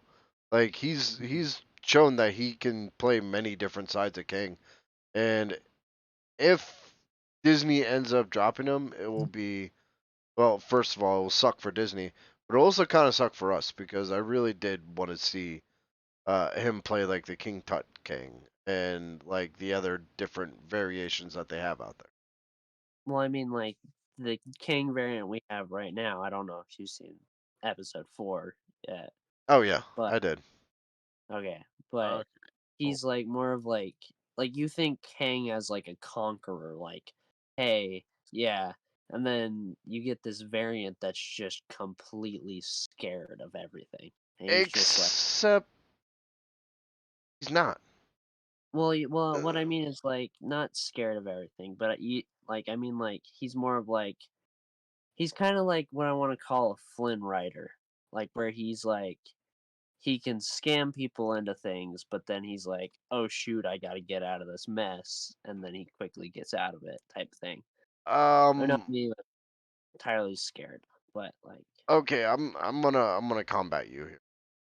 Point counterpoint. Ant-Man and the Wasp: Quantumania showed a soft side of King, where he was like, "Hey, we both here in the reality, and let's work together, and I love you." Up until the point he no longer needed her, and then he like threw her to the fucking doves and went, "I'm taking over this reality." And yeah. Vic, and this character in the current Loki did that exact thing on the boat the first chance he got. I don't believe for one fucking second this character that he's playing where he's like, "Hey guys, I'm just a nice guy. I'm just here to help everybody." I truly think everything that Kang does, Kang has already thought it out, and Kang is doing it for a reason, and he's most likely playing the victim to get the people on his side. That way, when he betrays them, he's on top. Mm. Oh, okay. Yeah, I feel like if you look at the deeper side of Kang, there have Wait, been multiple instances where they showed him like uh having people like come to his side only for him to kick him to the curb at the most opportune moment for him. wait. What was the recent episode? Uh, Cause it's the one where he got well, back to no, the I mean like, TVA. oh, okay. Wait, okay, that's fine. Yeah. I'm just confused. Now But I want. then, or Oh, what? go ahead. No, you go ahead. I was No, gonna move on. I want you guys to slam me here because I watched the episode where they work with the guy from Everything Everywhere All at Once, like he's in the lower area or whatever. Oh, OB. Yeah. Dude, I want you guys to tell me I'm wrong because I really do because I'm like I felt like that whole episode's writing was just like fucking patched together, like to just kind of make it work. Here's Like the thing. Okay, I'm sorry. Go on. no, no, no, no. I think you get what I'm putting down.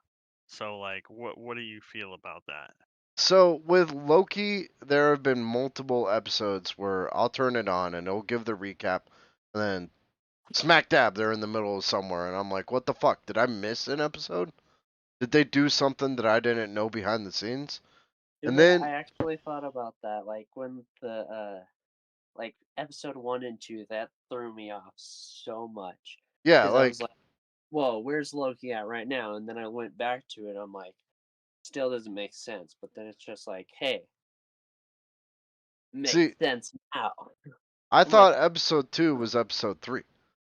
yeah, And then I stopped it and I paused it for a second. And I thought, wait a second, this entire series is about time travel and multidimensional. Maybe the reason why it seems so jarring and disjointed is because it's supposed to be Okay. until well, the I mean, very like end when it all comes together. the recent episode kind of actually explains it, which is like when it did, I was like, because on the first episode, I made a theory and I was like, whoa, whoa, whoa, whoa, whoa. Because, like, and then, like, the recent episode, I'm like, oh my gosh, because I was, like, guessing. I was like, okay, Loki's dealing with all this stuff. He's going in and out of time quickly, like, back and forth, back and forth, back and forth. And then it happens, like, the ending, I'm not going to say. But then, like, the recent episode explained it. I'm like, seriously? Like, Cool. No, because it it kind of felt like they were just making shit up, and I was like not digging it very much because I was like, it this pulls it just up sounds like together. it sounds like they're just like, well, this is happening because we're just gonna make some shit. You know how like somebody will write a long paragraph like, oh, blah blah blah. This is explained here, and my sources, I made it the fuck up. That's what it felt like to me. As I was like, I'm essentially watching this. Some of them are like, my source. Yeah, we just made it the fuck up. So here's how I look at it, right? And I could be wrong. I could be wrong, but I think, and I might be slammed for this, but I think Loki is probably the smartest written television show in the MCU To because admit, I totally agree. I mean, look at She-Hulk. That show messed up. yeah, You got Loki, and it's like it redeems everything. but I Like mean I enjoyed What If, Moon Knight, and Loki was just like, Loki heh, push. Loki has three like variables going for it that you have to take in consideration when you start season 2. That's one, we're dealing with the god of mischief and trickery. Two, we're dealing with the string theory, and three, we're dealing with time travel. Hmm. So I'm not gonna like say yay or nay on the disjointedness of the like how it feels jarring at times until I've seen the entire product. And then I might be like, okay, yeah, they did write that wrong, or oh shit, they were really fucking dropping us hints throughout the entire. Yeah. You know. The That's one thing I exciting then. do hope from it, though, is that Thor comes in at the end, or like Loki is like, you know what, I'm gonna visit Thor, or like something like that. Well, Just they because. they did say like one of their major goals with Loki season 2 was to reunite the brothers. Wait, what? You cut out there. The director said that one of the major goals of Loki season 2 is to reunite the brothers. Yeah, because all right, well, yeah, I would love that because I'm glad if they do because it's like if because I know Thor: Love and Thunder did suck, but it would be nice if Loki just dropped in and been like, "Who's this kid?" and like, "Hey, I'm back," and then Thor's like, "What do you mean you're back? I saw you die." It's like that whole like thing where it's like he's just glad he's back, and then he's also angry too that he didn't come Although back. technically, Thor's seen Loki die a couple times now. I Well, mean, yeah, he's but died. like Thor actually witnessed him die officially, like full out flatline. Yeah. Unlike the other times where he was like, okay, I can like Loki died, he was upset, but then Loki came back and he's like, oh, okay, and then I'm guessing the second time after that, Loki died, and he's like, great, Loki died, And maybe yet he'll come back. he's actually coming back. Yeah, It's his. I mean, it's true to his character. Like even when Loki dies, he still comes back yeah, because people love Tom Hiddleston, and Disney's not going to write that off. and plus Tom Hiddleston's probably like the best actor for Loki ever. Prove Yeah, me wrong. I mean that's true. He walks out on stage in the Loki costume, and everybody goes silent. I've seen a video where that just happens. Everybody just goes silent, and he's like, "Huh." You know, on that note, you know the voice actor for Sombra shows up to conventions dressed as Sombra, What? Wait, dressed like who? dressed like Sombra. No, I did Oh, not know that. Yeah, and she'll meet her fans and like do the voice lines and shit for them. Also, I was lying that I didn't know that because you told me this like 100 times. I was just doing it for the stream. I just love Sombra. That's my main. I know. Anyway. you're a Sombra main? Yeah, I'm the person that you hate at the end of the match. There goes Jordan. Oh, he just left? Yeah, it just bounced out. I hate you! Wait, who's your main? Who's your main? Mercy. Oh yeah, I target you. I target all the supports in the back. Yeah, dude, God. Learned my main is Bastion. Dude, that's if I'm ever playing DPS and I'm doing bad, I whip out Old Faithful Bastion. So Bastion's a fucking dick to go against, but That's only if he has a healer. Micah and I have like found a pretty good combo. I'll play Kiriko and just heal Bastion the entire time, and he'll stay in turret form and just mow everyone down. yeah. Well, it's big Reinhardt counter. So Yeah. yeah. Yeah. Or I just go Sombra and wreck your day, Jordan. Yeah, dude, I fucking hate Sombra so much, dude. Honestly, like when she came out, like that just ruined all of Overwatch for me. You know, when they reworked her translocator, I played one match with her and I was just like, I don't know if I'm gonna fucking get this. You know, because they took it away from like throwing on a health pack and instantly teleporting to as soon as you throw it, you teleport instantly now. You know? Um so I tried one match and just got my ass kicked. So I went back to my old mains. So I was like Diva, Kiriko, all them. And then I was like, you know what, I'm gonna learn her. And I learned something very interesting about Overwatch players.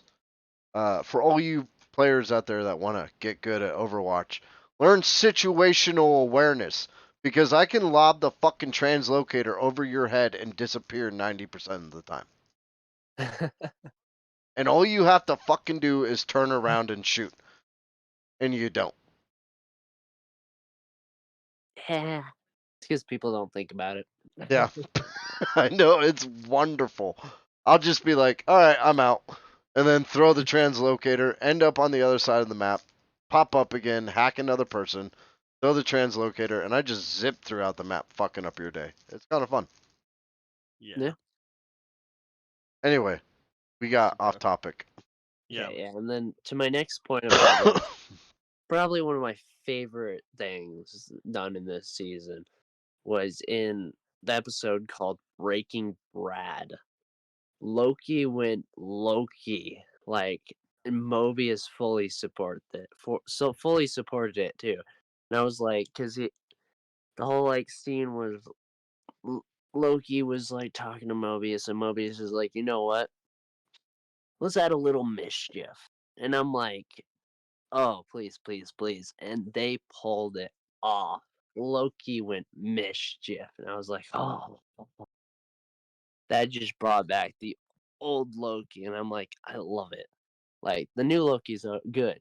Like, the good Loki where he's just like chill, but they brought back the Avengers Loki who would be like, boom, for like a split 5 seconds. I'm like, yes. They did I a was happy with that. they did a great good cop bad cop routine. Yeah. It almost had me convinced that maybe Loki, like Brad had touched a nerve with Loki, but I was like, there's no way this has got to be set up between the two of them because, uh, where would the show go after that? If like Loki just went straight New York Loki and destroyed all the character growth. But he did a great job being a villain there for me. And it shows that Tom Hiddleston can slip on to both roles very easily. Yeah. I love how they at the end of that like whole good cop movie's just walked in like, nice job. Yeah. It's just like, nice job, guys. We did that. The Brad's like, what?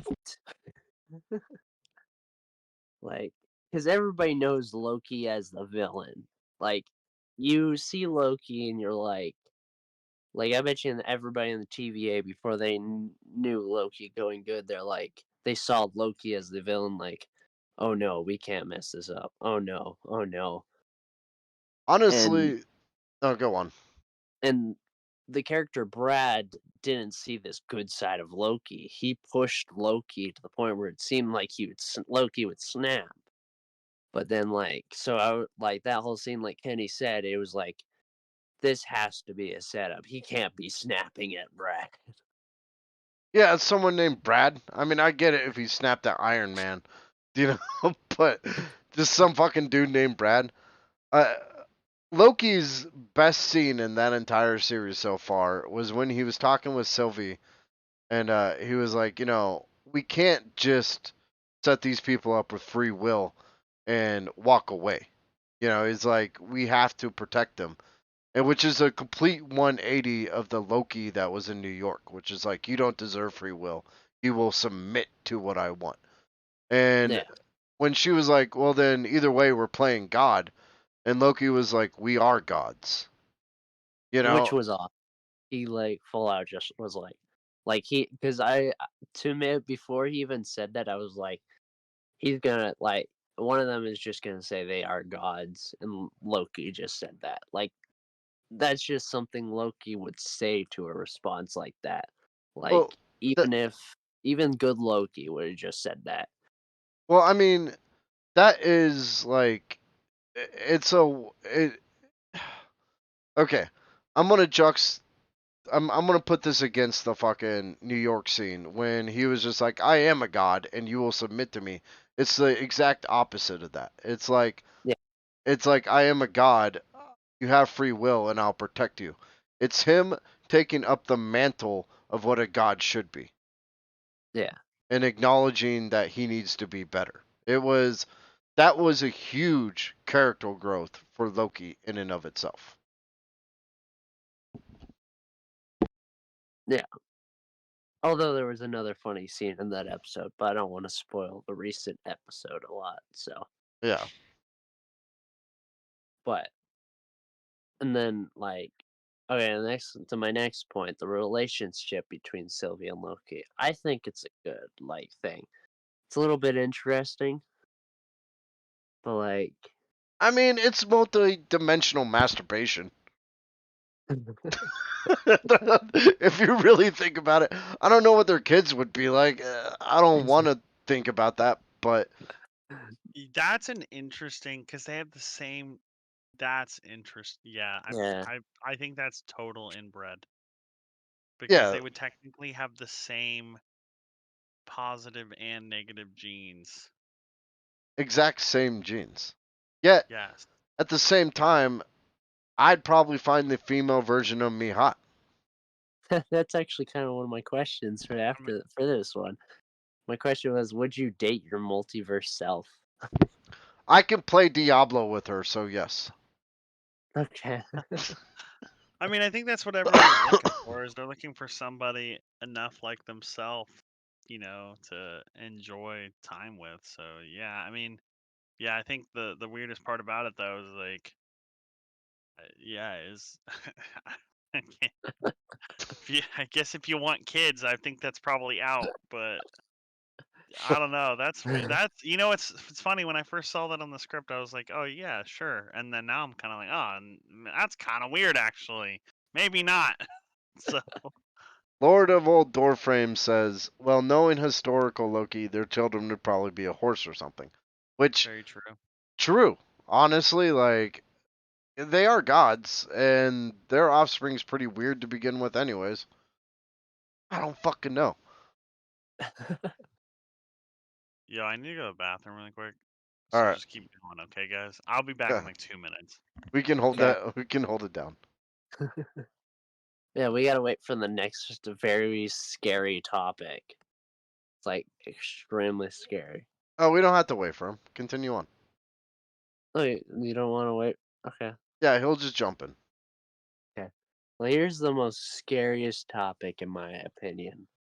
No, also most amazing topic. Paddington Bear.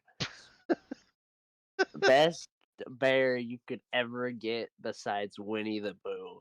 Like, man, You know, I love or what? no, go on. I love this movie and I watched it. I was like, yes, yes, yes, yes. Like when it first came out, probably the movie. I probably watched it like 5 times with my family a lot because it's a really good family movie and it's just he's an inspiring bear. And then the second one came out, I actually never fully watched it until like maybe like a year after it came out, and it was still a great movie, still inspiring bear. And then I'm just gonna pass it over to Kenny since he recently watched it.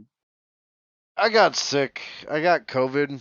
And I ran out of shit to do. Like, I had played as much of Starfield as I could possibly stand. I'd seen all the shows I wanted to see, and I was like, I guess I'll watch fucking Paddington because everybody on the planet is like, Paddington is good. Paddington is good. You should watch Paddington. And I'm like, okay, I'll sit down and watch a stupid fucking movie about a stupid fucking bear, and I'm probably not gonna like it. Well, I fell in love with him, and I immediately watched the second one, which is somehow immediately like better than the first. Like, how do you capture lightning in a bottle twice? By sending Paddington to prison and making him the best friend of everybody at prison. This bear is fucking adorable. Listen, if you're sitting there watching Darkest Dungeon, or if you're sitting there playing Darkest Dungeon or Sekiro, and you get to a point where you hate everything in life, like, and you're just like, fuck all this, I'm depressed, put on Paddington. Put Paddington 1 on. I can guarantee you it will brighten up your day. Paddington 1 is happiness in a bottle. Paddington 2 is happiness in a fucking milk jug. Like, it really doesn't get much better than those films. Their pacing is on point. They stick by their guns with the message they're trying to convey, which is, hey guys, maybe we should just be fucking nice to each other for once instead of being dicks all the time. And which is a message that this world kind of really needs to hear. Um, I would say that, yeah, if you're having like the worst day on the planet and you're like, there's no way that anything can make me happy, put on Paddington 1. And then Which I fully support. if I'm wrong and that doesn't pull you out of your depression, I'll eat a ghost pepper on stream. I knew that was gonna. Yeah, it's just I don't know what it is about him. It's just like Kenny said, the whole prison scene. That's probably one of my favorite scenes. Everybody hates him at first, especially when he turns all the prison clothes pink. Oh yeah, Just one little red sock. it's very okay. So I think the charm of Paddington is that like it's a kids movie that doesn't rely on the typical bullshit of kids movies. Like the reason I hate the Minions is because it almost always immediately devolves into fart jokes and shit about bananas. And it's like, none of this makes fucking sense. Why do I care about it? You clearly didn't when you wrote it. All you wrote was blah, blah, blah, blah, blah, banana. And it's like, that's not funny. This is funny to a 5-year-old. Thanks for taking the consideration for an adult. Paddington has literal moments in the fucking film that had me laughing out loud because it was well written and there are points where you will just like it will hit you sideways. Like you'll be like, "Oh shit, that was actually really well. Like that was a good joke." Especially love the whole Knuckles scene where he makes when Paddington makes the marmalade sandwich. He's just like rubbing ketchup all over Knuckles and all that. Knuckles is about to ground pound him until Paddington shoves a marmalade sandwich in his mouth, and he's like, turns to everybody. He's like, "If anybody touches this bear, you die." Yeah, Basically, literally what the movie does to everybody who watches it. Paddington in that universe is untouchable now because he's literally got an entire gang as friends, like in fucking London. So like nobody could fuck with that bear. Like if Spider-Man got a hold of Paddington, all of New York City's crimes would be solved. If Batman got a hold of Paddington, all of Gotham's crimes would be solved. If Batman got a hold of Paddington, Batman would actually be happy for 5 seconds, Exactly. which like Like never happens ever. he would smile Yeah. and maybe laugh out of pure joy because of Paddington. So the reason why Paddington's in here is because I texted them after watching the film and I was like, wouldn't it be funny if we did a fucking Halloween episode where everything is horror, Jordan, and and one of us didn't fuck it up by making their entire section not horror, but we threw Paddington in the middle of it. If Paddington is horror. Think about it. To some people, the what? The thumb that's people? like to some people, yeah, it would be horrifying. Like, imagine like knowing that you're gonna fall under the charm of this bear. Emo kids. Yeah, like what if Paddington actually isn't actually a charming bear, but more of like a mind-sucking bear? Like you're Whoa. forced to like him. Yeah, Well, then they're probably gonna fuck up with Paddington 3 because the director didn't come back and neither did Mrs. Brown. So that's not good. I don't know how Paddington in Peru is gonna play out, but I'm gonna wait for I reviews. totally forgot about that. I mean, there's one thing I haven't bothered watching because I didn't want it to ruin the movies. Is there is a Paddington series, the exact same characters, and it is animated. But I've just never pulled myself to actually watch it because I don't. I know normally if you make a series off of some movies, sometimes it sucks. Yeah, But like, and how do you make a fucking kids movie better than the Star Wars sequels? exactly. Like, uh, Paddington is better than 90. Okay, I'm being generous. No, fucking like 80% of the fucking films I've seen over the past 10 years. Yeah, I mean that's the Tell power you of what, good writing. Yeah. And I'm with Micah. I don't want that ruined by watching an anime, or an yeah, animated version of it. I think Paddington 1 and 2 is going to be my pocket movie when I'm just have like when everything has gone wrong for me that day. I'll pull out and to Paddington.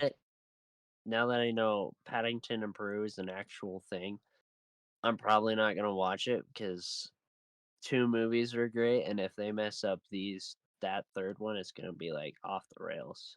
Yeah, if they Indiana Jones it, I'm not gonna watch it. Like if it goes fucking uh Indiana Jones 4 with aliens, I'm just gonna ignore it. I liked 5. I thought 5 did a great job of recovering the series uh of 1, 2, and 3, and then 5 because 4 no longer exists. Yeah, but Okay. okay, I'm gonna move on, and then just to say happy birthday. Nightmare Before Christmas recently had its 30th anniversary. It's also one of my it's probably my favorite Halloween movie. And actually, no, Home Alone is my favorite Christmas movie. But it's I enjoyed Nightmare Before Christmas, but I just figured I'd add it since its 30th anniversary just recently happened, and it's been in theaters for only $10 at Regal, which is nice. Advertisement, sorry. And then the top 5 Halloween movies, I'd say I'm gonna start with 5, just because I mean that's kind of what Kenny did with 3 good horror games for October. The Witches was brought up. Never seen it. Sorry. I don't know if you guys have seen The Witches in You mean the 1990s. movie that scarred every 1980s kid ever? Maybe. Jordan, do you remember this film? I don't actually. The witches. It's the I'm one where the picturing. kids get turned into a mouse and like the fucking Oh, witches are gonna eat yeah, them. dude. That movie's fucking yes. That movie is also like a fever dream. Like Yeah. And that's a Okay. kids movie. Like, Really? yes, Yeah, it's the 90s was different. I do know that recently there came out a movie. I guess it might just be the exact same thing, but it was like a bunch of ladies that I believe were witches, and they kept turning the kids into mice and trying to eat the kids. yeah, that's The Witches. Yeah, it was like a recent new movie though. I think they remade it. They did like a reboot. Yeah. But yeah. No, that's that. So, yeah. Also, I am going to agree with Lord of Doors because I like Jordan's way of saying it. I don't like adding political recent like big messages into movies. So like he said, Indiana Jones and the Dial of Destiny would have been better if they didn't have the feminist stuff in it. I don't think movies and particularly studios should ever take sides. Like Yeah, Disney taking one side or the other, it alienates half the people. Just from a pure like business standpoint, you should be subjective or objective in your views, not subjective. yeah.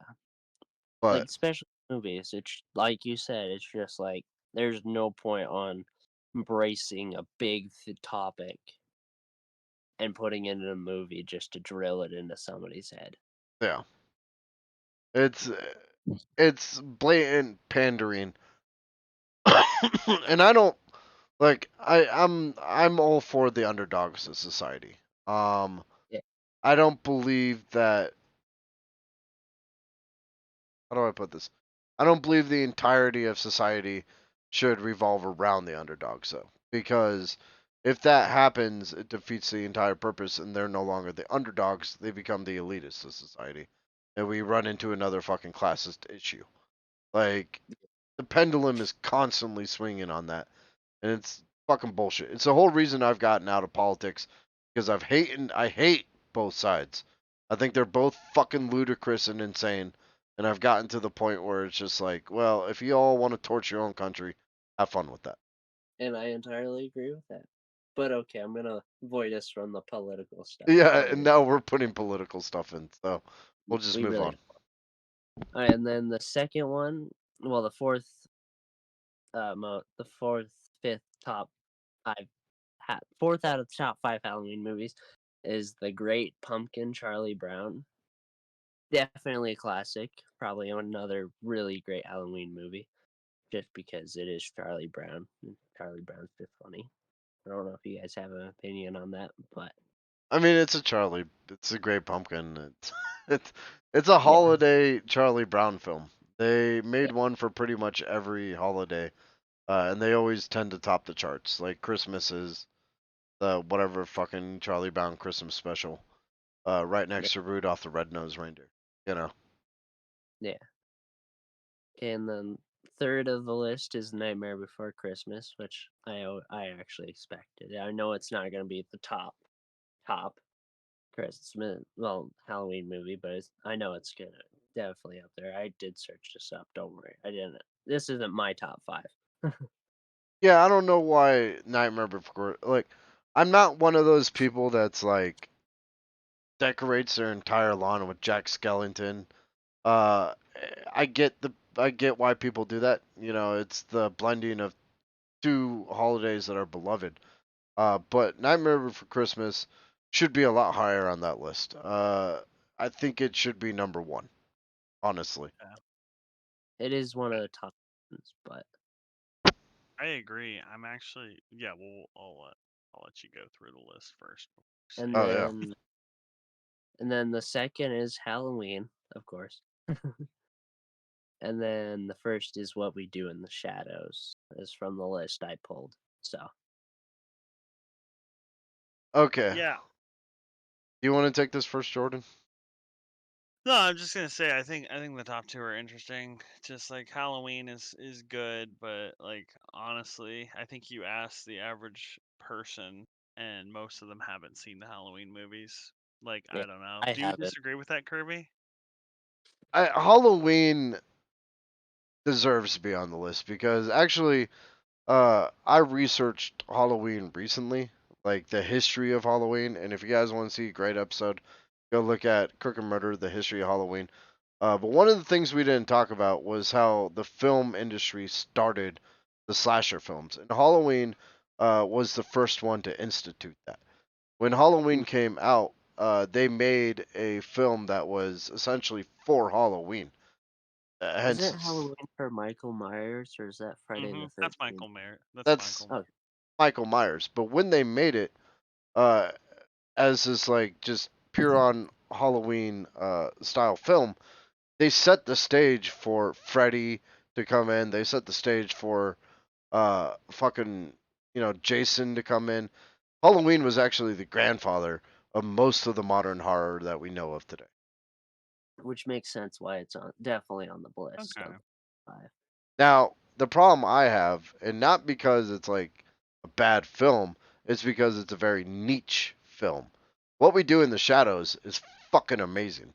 If you ever want to see like a horror comedy, go see that. Like there are that movie is is one of the best uh horror comedies I've seen. It's about three vampires living in New York in modern day uh flat, like, and they're roommates. And they treat it as such. It's a documentary style, like the fucking The Office, and it's made by Taiki Watiti. It's really fucking hilarious, but it's also niche. And this is why I question where you got your list from, Yeah, because it was kind of just a random website. I was trying to find the shortest website so I didn't have to scroll down to the bottom. because Like, cause I don't think the what? average person would put What We Do in the Shadows as number one. I would, but the average person probably wouldn't. Yeah, I pulled it out with. I searched up top 5 Halloween movies and it popped up with the top 50. So I don't want to scroll down there. I went through the top 10, and that's what it came out with. So If you guys, although to be said, if you guys want to see a great horror comedy or something to make you laugh on Halloween, What We Do in the Shadows, the movie is fucking great.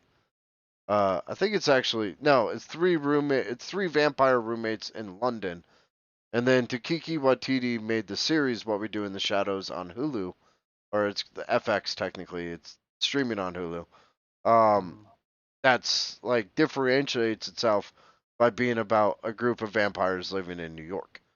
And when they announced this series and I had already seen the movie, I was like, they're gonna fuck this up. But they didn't. I love that series to the point where as soon as it starts streaming or pops up for a new season, I'm already there watching it. It's funny as fuck, and it's very gory. It's got horror elements. It's even got a descendant of Van Helsing in it. Go check out What We Do in the Shadows. also, somebody's about to make a huge mistake if the rumor is true.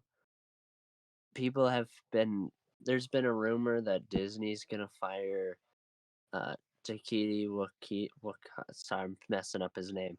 The Kiki But Watiti? yeah, because he messed up on Thor Love and Thunder. Mm. So like He made Disney Thor: Love and Thunder. He did. But yeah. I He mean, deserves to be fired. not look, in the same vein that if you make one good movie, it doesn't make you a good filmmaker. M. Night Shyamalan. Uh, if you make a shit ton of good films, you are more like you will eventually make one bad one. And Thor: Yeah. Love and Thunder is one of those. Uh, Fire Taiki Watiti. Fuck him. Fuck MCU, because MCU doesn't know what the fuck it's doing nowadays with Ant-Man and the Wasp. It hasn't known with the fucking Eternals. It's about to lose its Kang Dynasty thing. So fire. You know what, And Disney? we're also about to get one of the most annoying movies possible too. Fire Taiki Waititi so James Gunn can pick him up and we can have a resurgence of the DCU to do what you are failing right now. I love the MCU, but if they're firing Takiti Wakiti and Disney just goes down a hole, I mean, if Loki keeps going and it makes it somehow better, I'll continue watching Marvel, but if they keep firing people and they keep going over to DC, I might turn into a DC fan. I Other mean, than Spider-Man. Marvel's like slowly becoming the same problem that Star Wars has, in that the sequels suck dick, but its offshoots are much better. Like Yeah. Ant-Man Quantumania was clearly a botched, rushed job when it should have been the introduction of Kang. And instead, Secret Wars, in my opinion, was much better. Loki's much better, and all of its offshoots are being better than what the movies are. Hmm. And the only hope that Marvel has right now, in my opinion, is Spider-Man 4 and Deadpool 3 and the emergence of the fucking X-Men, if they do it right. Yeah. Also, I agree with you. Lord of Doors, they are making quantity over quality right now. Mm-hmm. Which supposedly they're supposed to fix that very soon, which I guess supposedly they said because they realized how downfall all their movies are going right. They're going. I forgot what movie it's gonna be, but they said it's gonna be a revamping. It's definitely not gonna be the Marvel. That one I know is gonna fail so much. I don't Uh, even plan on watching it. Actually, we could pinpoint exactly where Disney started to fuck up, and that's when they decided to make CGI lions that can talk. Like, nobody Oh, in I their was like, fucking universe asked for a live action Lion King, and they went, hey, we should give him a live action Lion King. The you wanna know what's Lion. stupid? The what? You wanna know what's stupid? Speaking of live action, supposedly the new Snow White movie, like for the live action, isn't going to have the prince saving Snow White like the classic movie. Instead, it's going to be the Snow White doing something heroically. Yeah, I haven't watched any of their fucking live actions since I saw The Lion King. I was like, that was bullshit. So I'm not going back for the Little Mermaid. I'm not going back for the fucking uh Snow White. I'm not going to go check out Milan because they got rid of Eddie Murphy and the Dragon. Uh, don't care. If they want to flush down their classics and the Disney wants to completely shit the bed and only rely on Pixar to make anything good, fuck them. Yeah. Yeah. Mulan was not good. I watched about 30 minutes of it and I was like, yeah, this is Little not. Mermaid sucks too. I never watched it. I only saw little clips in theaters, but I'm sorry, but you can't make a. I'm not trying to be the R word. I don't know if I'm able to say that word, but What? you can't the racist. I'm trying not. Oh, you can say You can racist, say but we racist. probably shouldn't talk about that. But if you want to It's go there, just I feel like it should be the original person, well, not my big thing with it is I think too many people like, for example, the movie is just like fundamentally. I don't think if somebody doesn't like a movie, you can't just say, "Oh, well, you don't like it because of this," and just like label them racist. The people do that with all sorts of things, but it just happened. It's kind of like when Ghostbusters went all female and the movie was just bad, and everyone was like, "Oh, it's not that you don't like it. It's not that the movie's bad. It's just that you don't like women, right?" It's the same thing, but we won't It's go too far into that. like it's okay to hate a bad film.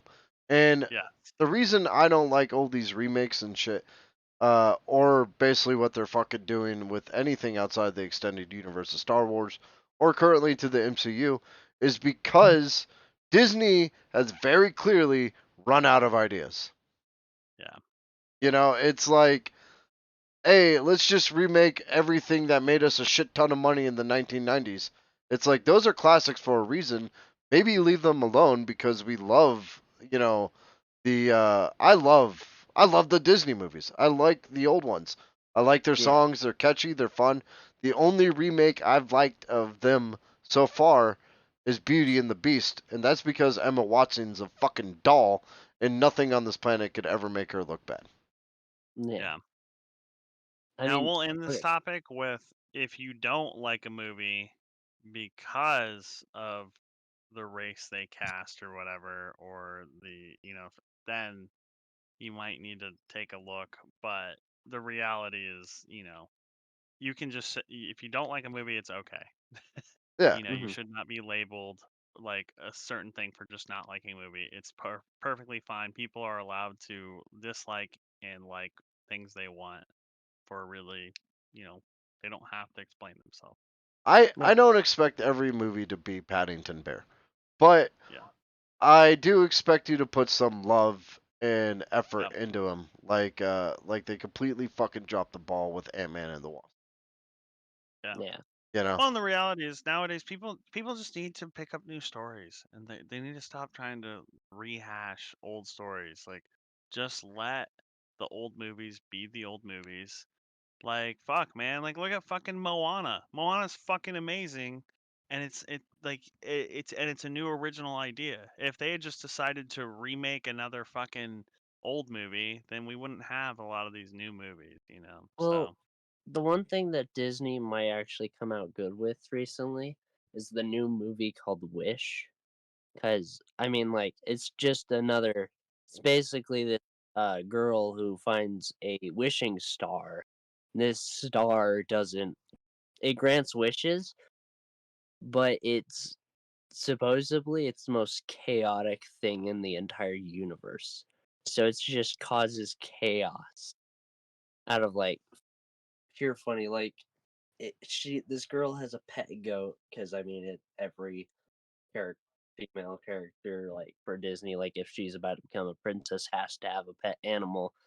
But the star like puts stardust over this goat and then the goat speaks and you're expecting it to be a high voice, but it's like the deepest voice you could possibly pull. He's like, "Whoa, I did not think my voice would go this low." You know, the I once saw this infographic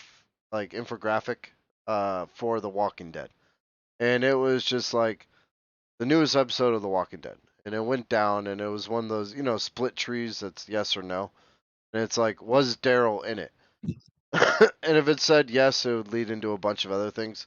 And if it said no, it would be like, it's a terrible episode. So Yeah.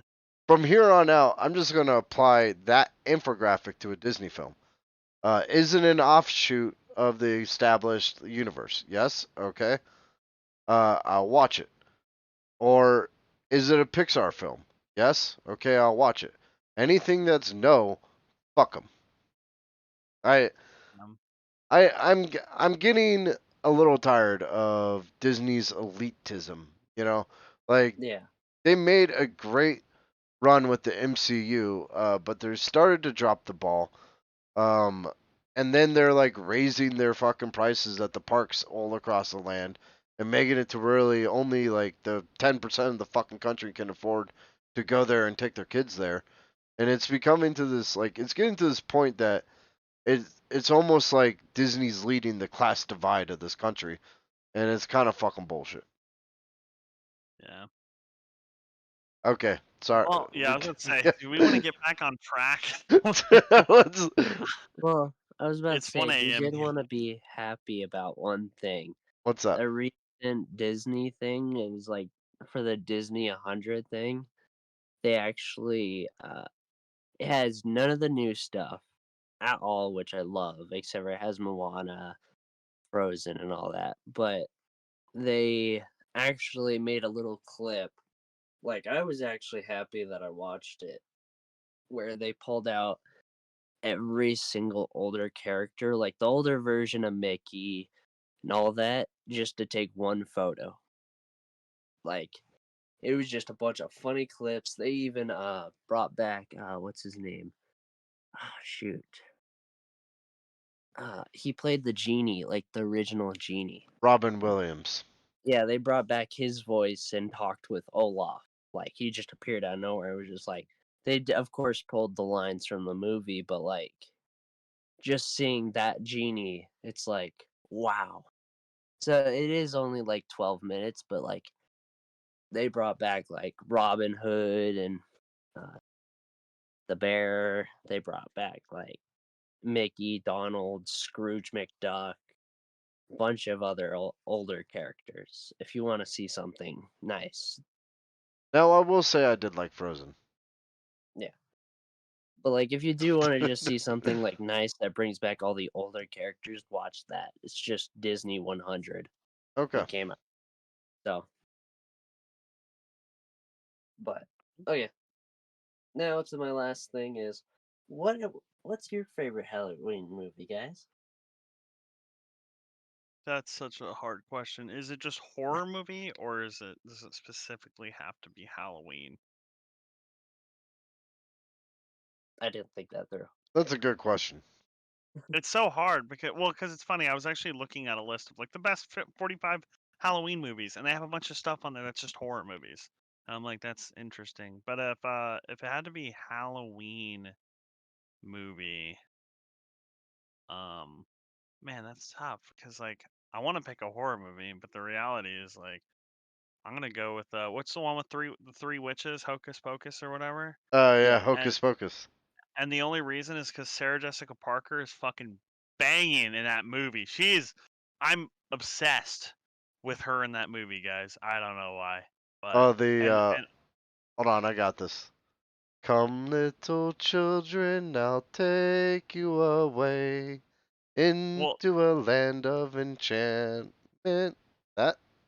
it's just well, no, dude. It's just Yeah, how she looks in general. I know. Like it's I don't know why, dude. I'm like a feral animal anytime that movie Like comes on. crazy blonde. But yeah, dude, I guess Mikey, you hit the head of the fucking nail. Yeah, no, How about she's you, Kirby?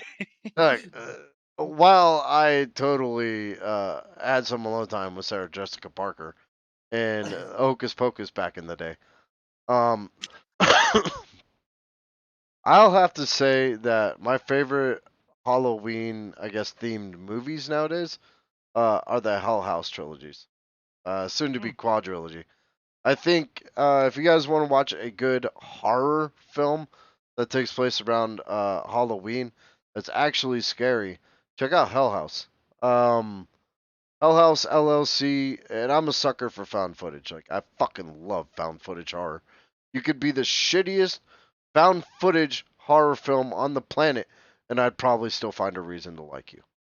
Uh, but Hell House LLC is not that. It's found footage done right, and it's like it's about basically this production crew is trying to set up a Halloween horror house on an actually haunted planet or haunted premises. So they're like in a haunted house for real, and it's just very slow build up. That's like you see the fuse burning, and some things happen along the way, but once it reaches like fucking Halloween night, all hell breaks loose, and it's fucking wonderful.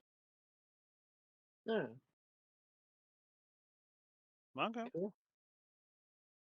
How about you, Micah? Like I said, it might be The Nightmare Before Christmas just because it is just a movie I will watch every single year, no matter what. Just because I just I know Jack. Like I just love the basis between Halloween being like, hey, there's a whole nother holiday. Let's see what we can do with it. And then Jack does it, and it ends up being completely horrible Yeah, ending. Where Jack's just like, well, that it didn't end well. And then like at the end, like the whole graveyard scene where he's like sad because he failed Christmas, and he's just like, then he like sits up and he realizes he's like, you know what? I'm Jack the Pumpkin King. It doesn't matter. Halloween's my holiday. And then he just goes and like messes up Oogie Boogie to save Santa. Lord of all door frames, not fallen door frames, guys. Suggest the back rooms on YouTube. Yes, those are Yeah, fun. Lord of Fallen Doors. I agree. I Lord of agree. Honestly, my favorite found footage is Quarantine or Wreck. I think one of them is like the original. I can't remember what it was, but the original uh is actually in like Rex the original. Spanish. Yeah, and it's in Spanish, right? Yeah, and she's got that banging fucking Spanish chick in there as a reporter. I was too scared to realize that she's banging. Oh yeah, me too. Yeah. Dude, that movie's horrifying. But yeah. I'd Also The love to. Descent. Ooh, yeah. Was the Descent found footage? It's kind of. There are points in the movie where, but you're right. It is not found footage. So I retract my statement. Now, if you want like true horror, the scariest films I've seen in the past couple days, or not couple days, but couple years, It Follows and Hereditary. Yeah. Well, so I was actually gonna say, you would, before we talk too much about that, would you guys actually like to do an episode in like a week or two about, and we could just bring our 5 favorite horror movies together and just talk about them for an hour and actually stick to an hour or something like that? Could we I think actually stick to an hour? Hour and a half. All We get 30 minutes each. right, fair maybe. enough. Well, Yeah, let's do that. That'd be cool. All right, yeah, let's do that. Well, we'll make a top 3 or top 5. What do you think? Maybe we'll stick with top 3, but we can't have the same ones. Okay. So we'll duke it out. All I'll right. watch a couple more movies since I'm not a big horror or Halloween watching movie person. So Okay. I'll do Nightmare Before Christmas, but I'll see what I can do. Mike is about Okay. to fucking watch, 20 years of horror in about a week. This kid's gonna go like full Batman by the end of the week. Just Yeah, I can live, send you some really fucked up ones, Micah. like living in So a dark place. Just I didn't know this existed out there. you should look up oh man. Hereditary. Just start with that. You'll be fine. Yeah, you can start with Hereditary and then yeah, that sounds good. Well, And then cool. So follow that with It Follows, and then the other A24 film is like Somerset or something, Nah. or The Witch. Yeah, you have fun with all oh, that. and a Serbian film. You can watch that one. Yeah. Go ahead and check Why out do Hostel too. you guys are saying this because they're extremely they're extremely like scary. No. Look. If Supernatural was like a 3, Hereditary would be like a 4. Oh my god, dude. Great. Me who's Alright. totally not planning. The only time I can fully watch this is at night. This is gonna be great. Yeah, make sure you turn off all the lights. Well, damn, guys, this episode's gonna be under 3 hours. We did it. We did it. Yeah. Yay! Good job. Also, I did. You know what I think we should do? Since Lord of Doorframes, we should all like, even if Lord of Doorframes didn't want to join, we should just find a backrooms game and play. Because I've been trying to do that. I really would like to just play the backrooms, see what happens. Potentially. That silence was very long, and that scared me. I was like, they don't like this. No. I just don't know any backrooms games, but Yeah, I'm I sure we Yeah. can find one. honestly don't, but we could probably we'll figure it out. No. Now that's the power of positive thinking. Hold Or on. the SCP. That would have. The SCP game looks fucking dope. So it looks really good. So well, cool. Well, I need to sleep. So do we want to do a little sign off, or is there anything else, Curbs? Oh yeah, let me go ahead and do some quick shout outs. Shout out to, let's see, Lord of all Door Frames. Go follow him on Twitch because one day he'll stream. And also he's been communicating with us the entire Right. stream, which is pretty cool. Thank you for interacting with us. We appreciate it. Funny thing And is, I think I know why he stayed on the stream most of the time. the what? I bet you I know why he's stayed on the stream most of the time. Because we're entertaining, right? That's it. Micah? Yeah, Micah. Totally not because I told him I would play a game with him after the stream. Listen, Um, you just gotta keep holding your friends hostage until they like us. So Okay, fair do enough. that again next time. Okay, cool. Soggy Bees Knees also interacted. That is SOGGYBEES KNEES, and OniRam93, who is my mod actually for this channel, and that is ONIRAM93. Go give them all follows on Twitch. They're good people. I want to shout out to John Zara for allowing us to use Old Lang Syne as a sign off. You can find all our episodes on YouTube. All those are the uncut versions, and then we also put them into podcast form on all platforms, on Apple, all those other fucking ones, Spotify. We are a sister podcast of Crook and Murder. So go check out our horror themed podcast. We just talked about the history of Halloween, and we'll be back with the spirituality of dreams next week. You'll find those episodes on YouTube as well as Spotify. You'll find the Stone Gauntlet under the Crook and Murder name. We also have an Instagram account. I see it. Micah, do you want to take that over? Yeah, sure. We do have a couple Instagram accounts if you do want to follow. Some of them are more for the podcast, and some of them are also more for um Kenny's uh more of Kenny's. Well, our main account fully is Crook Irish Studios, just crookirish.studios.